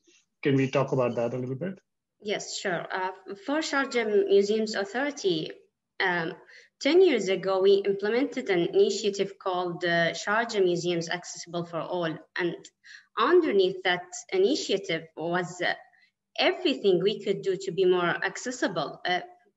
I mean, museums need to be aware of the needs of visitors with different disabilities, and there are many ways that they can make the museum experience easier and more enjoyable for them. From assessing what planning stages to providing extra resources, all these efforts actually can make or break a museum visit. So many people think of accessibility as something that is connected to physical disability, right? Like, for example, wheelchair accessibility or braille or hearing disabilities. But you also did something around autism-friendly museums. Can you talk about that? Yeah. People with autism have a variety of different needs, and as they always say, there's no one-size-fits-all solution. However, there are many different ways that museums can utilize to create a positive experience for them. Let's talk about autistic people and their families. Planning a day out can be a difficult prospect. Many autistic people find visiting unknown places a challenge in itself, and families and autism centers will often do a lot of research before taking a trip to a new place. And when museums work to make this process easier, it can make a huge difference. And what might previously been a barrier to entry can become easier to deal with. Go ahead, Fatima. And I'll talk more about the initiative and what we as Sharjah Museums have been done previously to support autistic people. We worked to produce resources that support them, and we launched autism-friendly educational programs under the concept of social story guide. It is a photographic guide which can help people with autism to plan their visit in advance, and it is designed to help them to know what to expect from a visit to a museum. And as I said, much of the work is around helping them to prepare for their visit. And And for us, this includes a page of information available on the website, as each museum has a pre-visit materials that autistic people can benefit from. Thank you. Thanks. Janice, during our pre-planning discussion session, we talked about the idea of museums as second homes, right? I mean, people who have some sort of disability, whether it's physical or otherwise, have a certain perception of their home. And we agreed that the museum should be a second home for them. Can you talk about this a little bit? I mean, how do you make this work at the Staten Island Museum and other places that you've gone? Sure, that did come up with Alia on the Sharjah staff, who had the opportunity to visit the Brooklyn Historical Society in New York, which has now become the Center for Brooklyn History. And I think that a lot of it, I really want to build off of what Fatima said. You know, so I think that we have to understand that different people have different perceptions of museums in the first place. You know, there's a sort of idea that sometimes museums are not for all people, right? That they're elite institutions, or only, you know, certain people are interested in art and culture. Now, I don't believe that, but historically, you know, there is sort of a sense that not everyone participates in museums. And I think that the art and culture and museum field has had to do a lot of work over many years to really communicate a message that their museums are truly available for the general public and to all. So to your more specific question about the idea of being welcoming and as a second home, in the work that I've done, and you know, I've worked in many smaller institutions with smaller staffs. My current staff is about 15 full-time people. So, you know, we try to give people a lot of information ahead of time. As Fatima said, you know, your website is very important.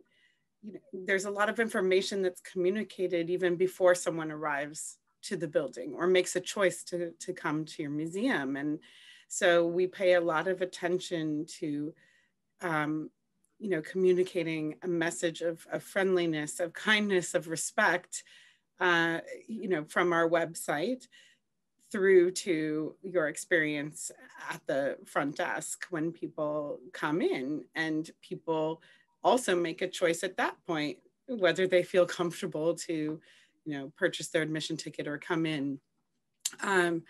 So really, I think that the staff at the front desk are very, very important on communicating the message of being welcoming. And so we very much, you know, in the United States, in New York, at our museum, really, you know, I mean, smile for one thing, but really are kind and communicate a lot with the visitor, instead of just, you know, do you want your ticket sort of thing. And I think that it sets up an environment of them maybe feeling a little more comfortable, able to ask questions. I mean, so that's just the baseline for anyone.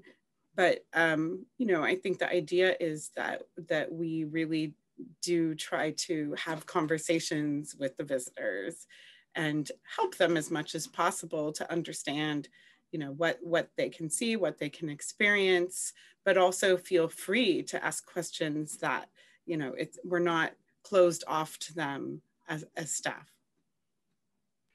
So I think that the general thread that I'm picking up from both of your responses is that families tend to plan ahead before they come to a museum, right? And that even before they enter the museum and engage with your experiences, you have to entice them in some way by saying that, hey, you know, you're welcome here.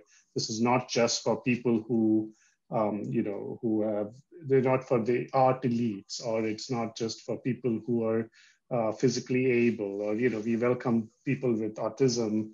And there's a lot of opportunity to message from the very beginning. I think that's the message that we're getting from both of you.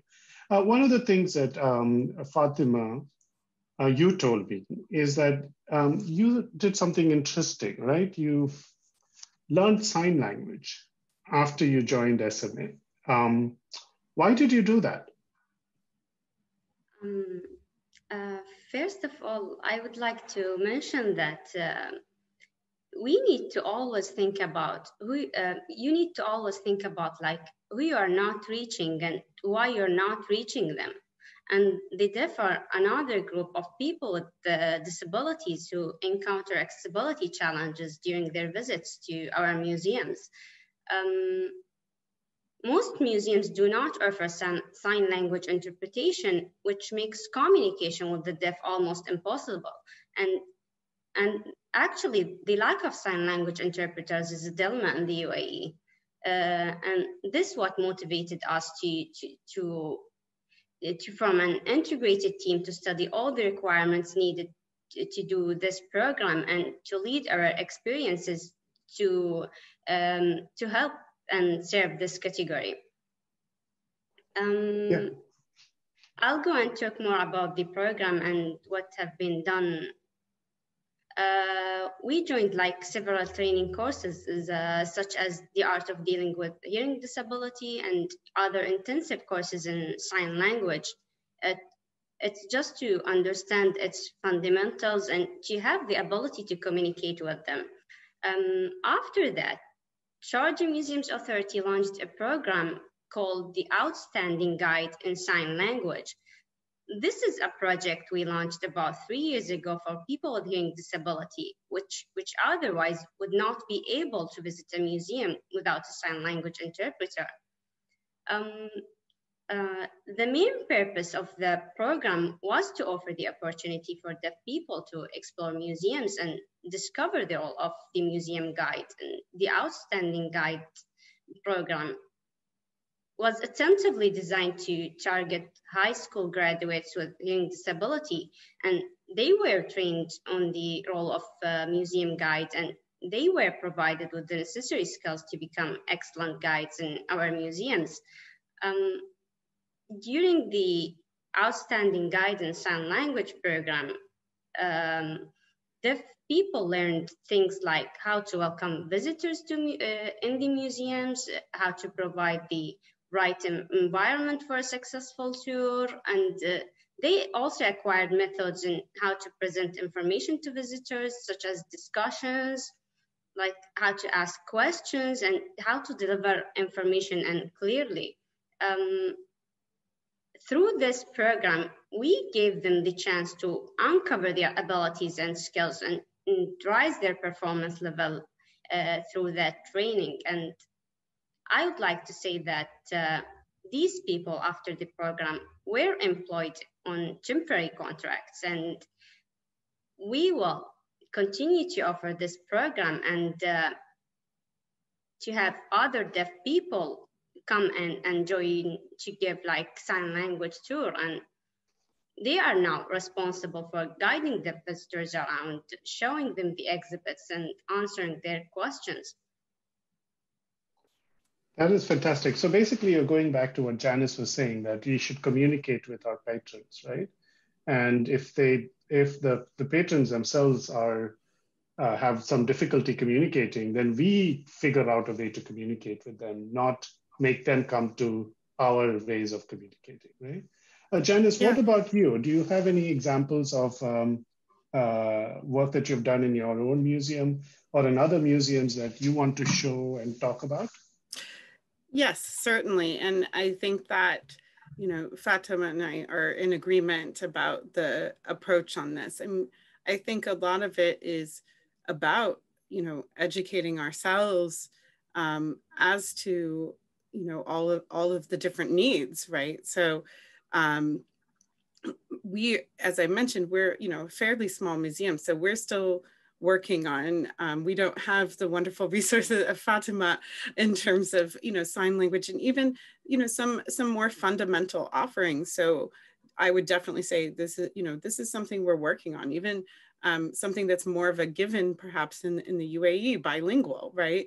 We are still working on even bilingual materials, you know, because all of these things take the resources of time, expertise, and funds also to engage. But a lot of work that we have done and suggestions I have for small institutions is around utilizing the resources of organizations that specialize. So on Staten Island, we have several social service organizations for people on the autism spectrum, going back to the audiences that Fatima was speaking of.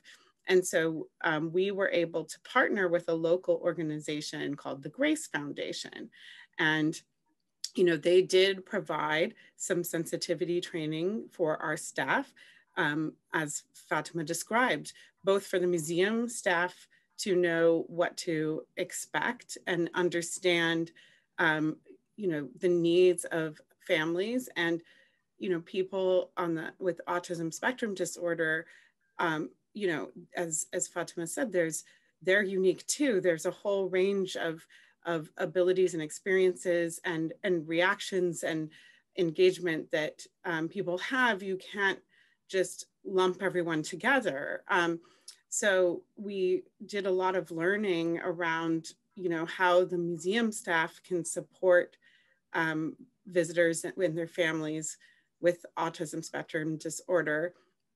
And, you know, we also prepared materials. I do want to just share quickly an example of what Fatima was talking about that we prepared for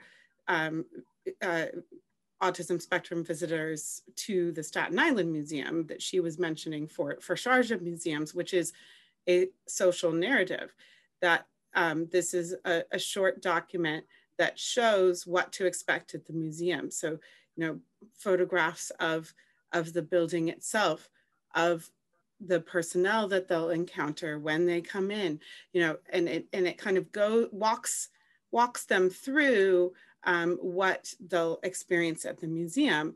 And Fatima, I'm going to now put that on our website. I didn't even, you know, we did it specifically for this group, but you're right, it's a resource that can just be available anytime as people are, you know, looking at our visit page.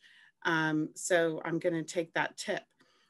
So we presented a series of workshops with these families, and the Grace Foundation does serve specific families. So that also helped us in terms of audience. So I can share just briefly some photographs of that, because I think it's important as we talk to actually see the people that we're serving and we're speaking about today. So this is the Staten Island Museum. This is what it looks like. So as I said, there's a series of stairs in the front and Greek columns. It's very much your kind of Western classical looking museum.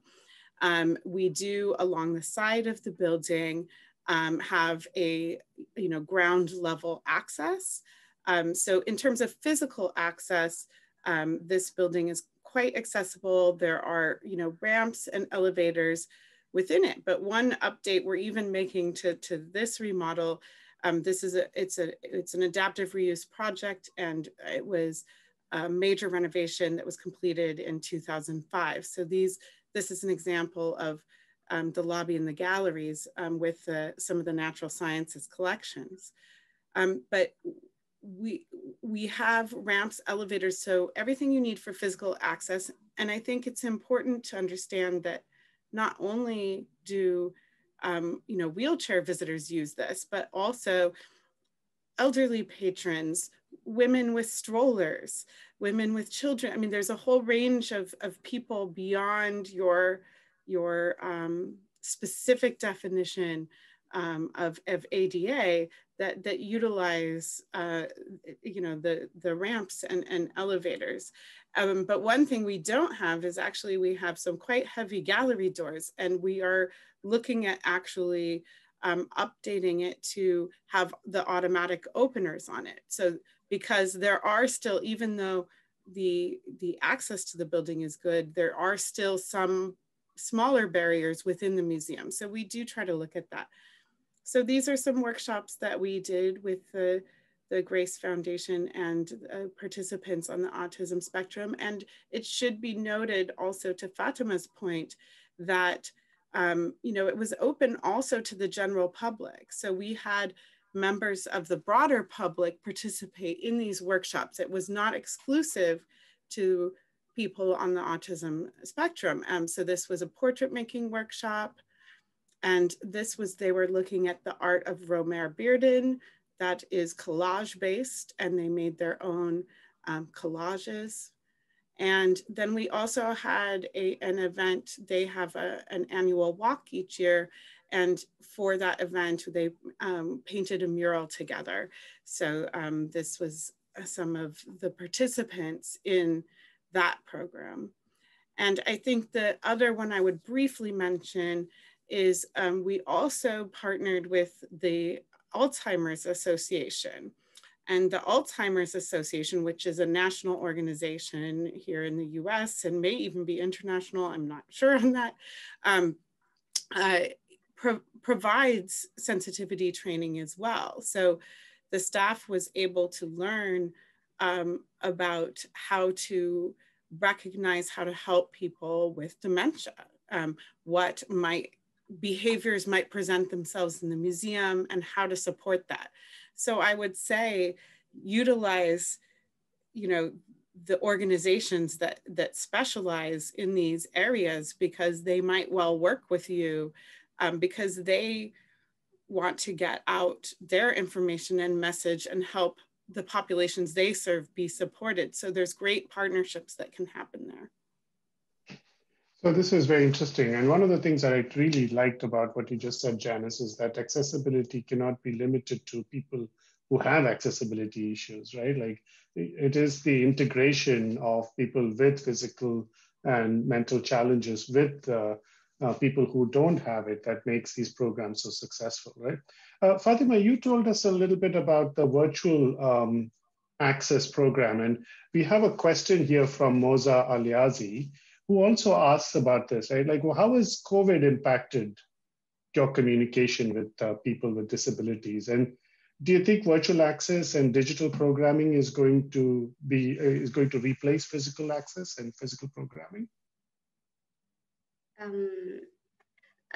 One way in which COVID has been positive is that it has enabled us to reach people we would not be able to reach otherwise. These people who would not physically visit a museum for whatever reason is and would not otherwise have seen the exhibitions, now they have been able to see the virtual tours, access to information and programs. I think that COVID has opened our eyes to the possibilities that was already there to be utilized. We had not because of that physical space. And of course, we'll continue to offer online resources, but it's not like a replacement for the real thing, but as an addition. Thank you. Janice, you alluded to this idea of partnerships, right? And I'm going to rephrase that comment in a different manner to both of you. This question is to both of you. Is not every museum has access to multi-million-dollar endowments, right? The ability to create programming at will. One obvious opportunity is to create partnerships where you can get money from foundations and such. But what are some of the other ways that museums can make their experiences accessible? This is for both of you. Maybe Janice goes first and then Fatima. Yes, thank you. So I I think I was the one who mentioned that, sometimes budgets are limited, but we know that accessibility is a priority. And so sometimes you have to be creative in the ways that you accomplish those goals. I do think that, in the United States, funders are paying very much attention to accessibility goals and priorities. So I think that it's, going to become easier to do a lot of these things. However, we do depend on partnerships. That's definitely, a strategy that we've taken to accomplish the trainings and to serve audiences. And I think that is beneficial for so many reasons. So I don't want to make it sound like it's only because of a monetary situation. I think it's, it's a community building endeavor to have the partnerships that we do and work with the organizations that we have. But I think there are many smaller measures, or, there are more simple things that can be done that make a difference to accessibility. And a couple examples of that. I mean, first of all, any of the exhibitions that we design, there are, as Fatima mentioned earlier, international standards for accessibility. So there are some basic things that you can do to make sure that exhibitions are accessible, such as we often have exhibitions that don't only have things on the wall, but have, pedestals or cases that are on the floor. Well, you need to make sure that those are a certain distance apart so that a wheelchair has a proper turning radius. And these are things that, there are guides for, and that you can do relatively simply, just making sure that there's enough space for people to move through spaces, but that's something you do have to think about. I would say the most recent one that we've encountered in terms of our new virtual focus with COVID is, making sure that you're captioning videos, and that, there are software programs for that. I think there's even freeware for that. So that is something that we've definitely given some attention to. And these are not, savvy and nuanced things. They're getting at more fundamental things, but it really makes a difference to who can experience what you're delivering. So those are just even some of the basics that are achievable, I think, without, a huge budget. Fatima, what do you think? How can smaller museums make accessible experiences? I do agree with Janice, and it is of course hard to tackle everything at once and address every challenge.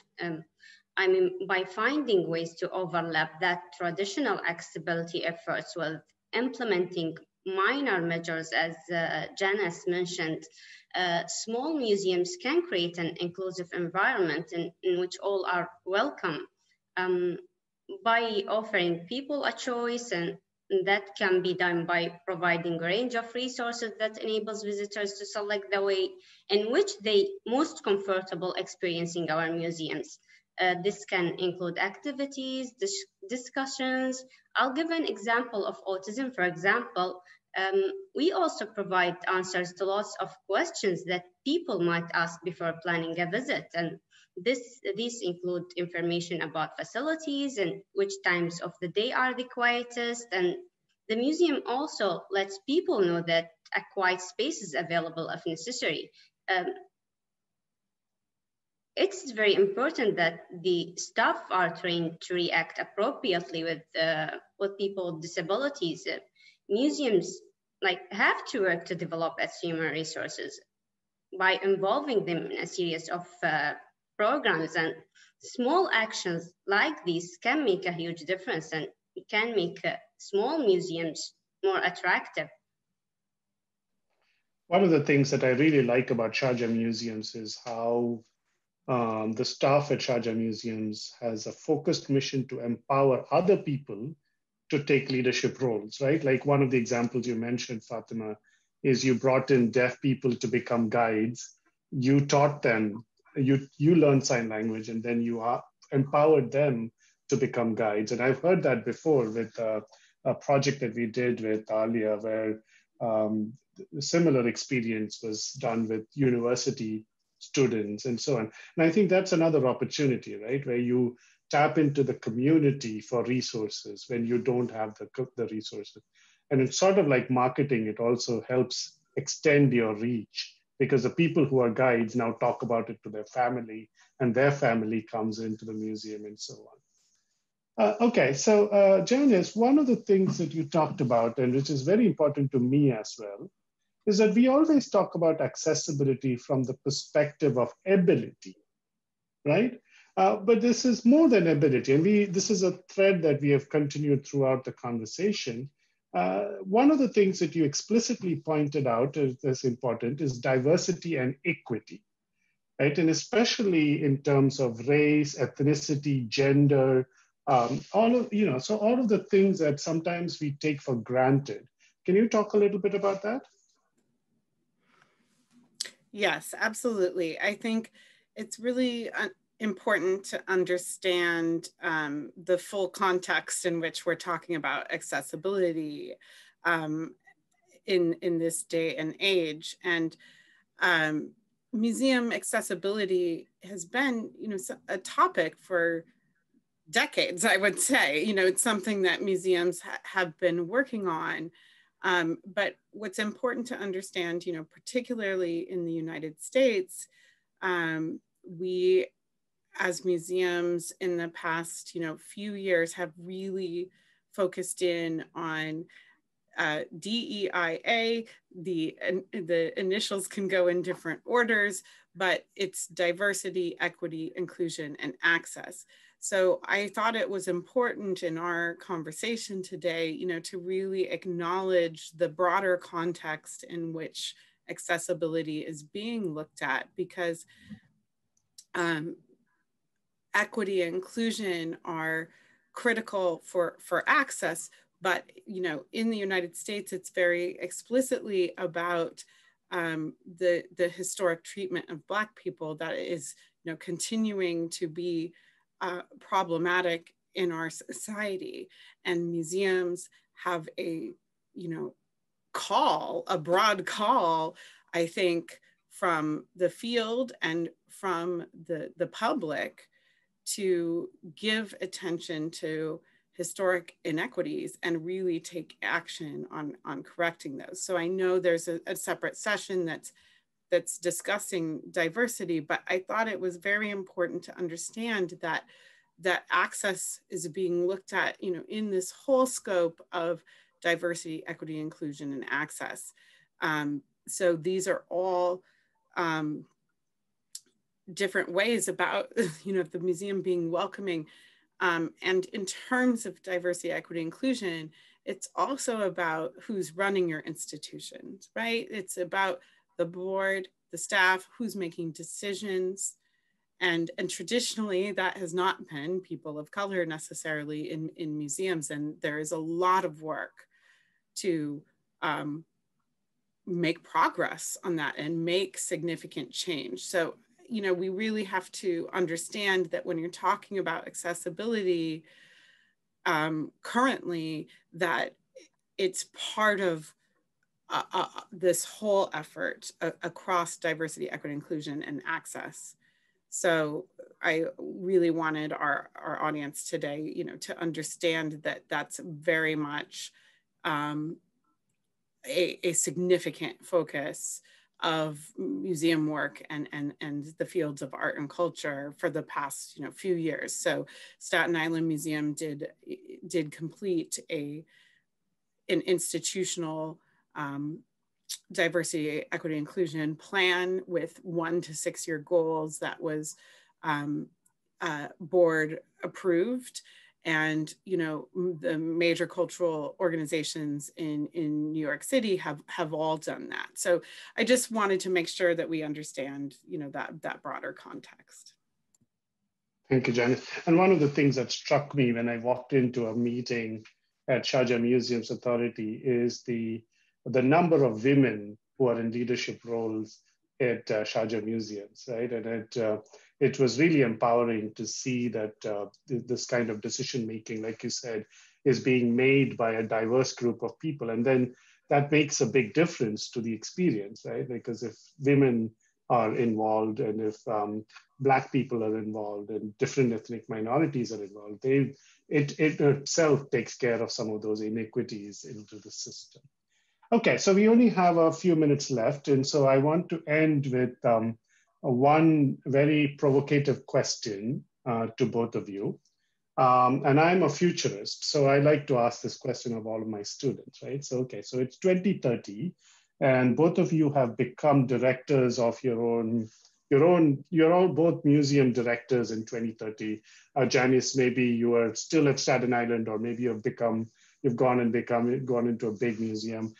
Fatima, you have now taken over maybe another museum in Sharjah Museums or somewhere else in the GCC region.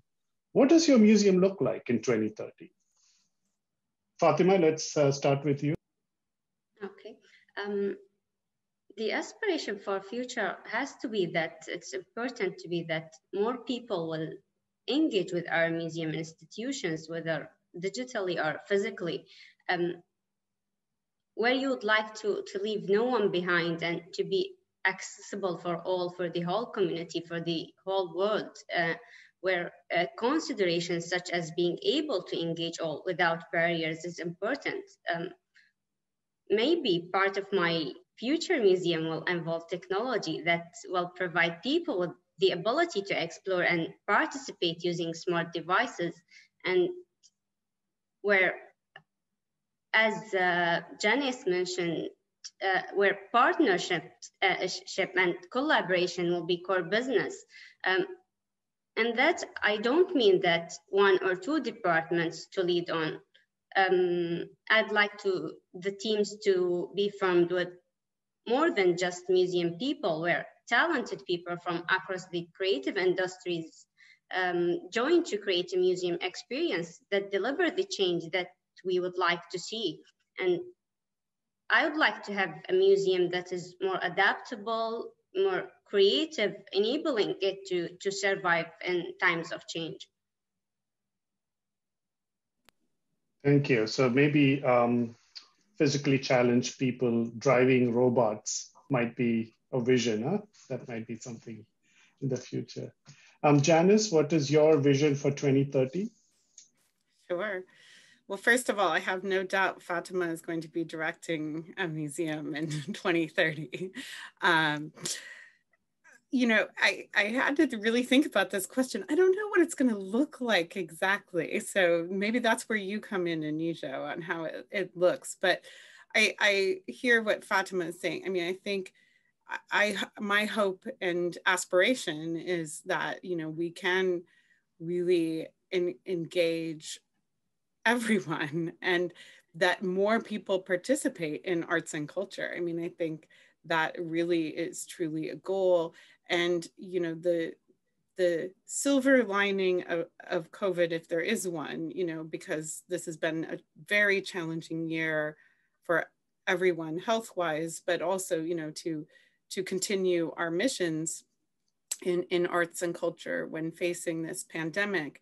But, you know, a positive outcome is that we've gone outside, you know, the walls of the museum.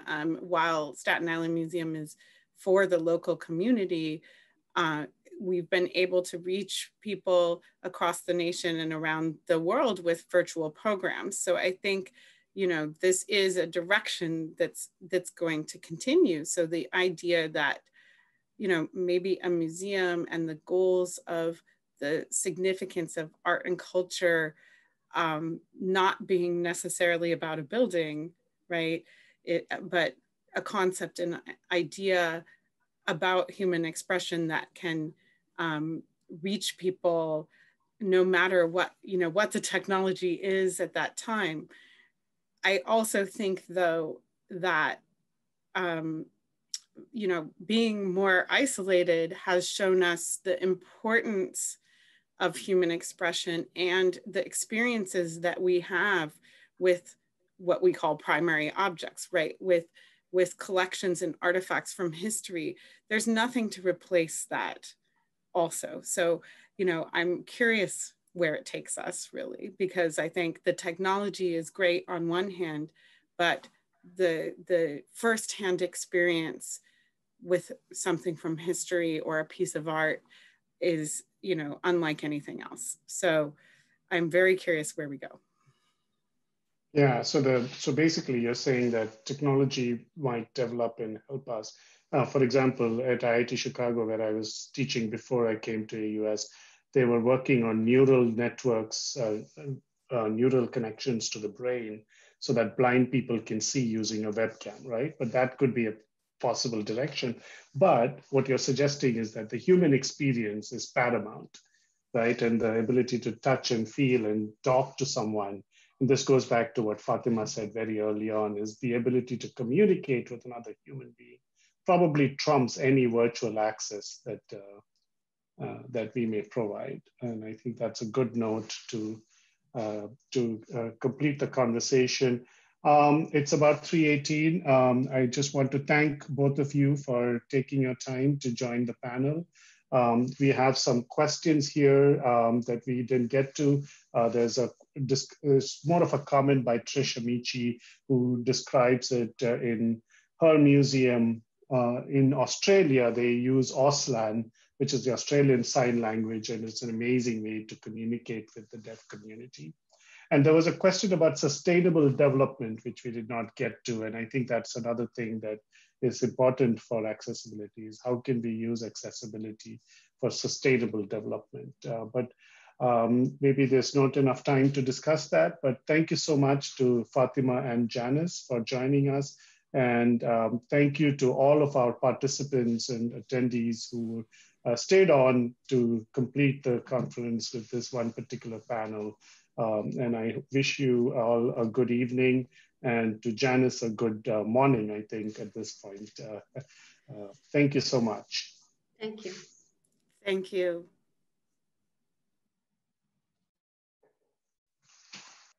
On behalf of Sharjah Museums Authority, I would like to thank all our participants, all our speakers, all our moderators, and all our attendees who could join us yesterday and today in the Evolving Museum Conference, Adapting, Learning, and Exhibiting in the New Era. We hope to see you soon, and make sure to check the recorded session we will make available online through our website and the YouTube channel. Thank you again, and we hope to see you soon in our museums.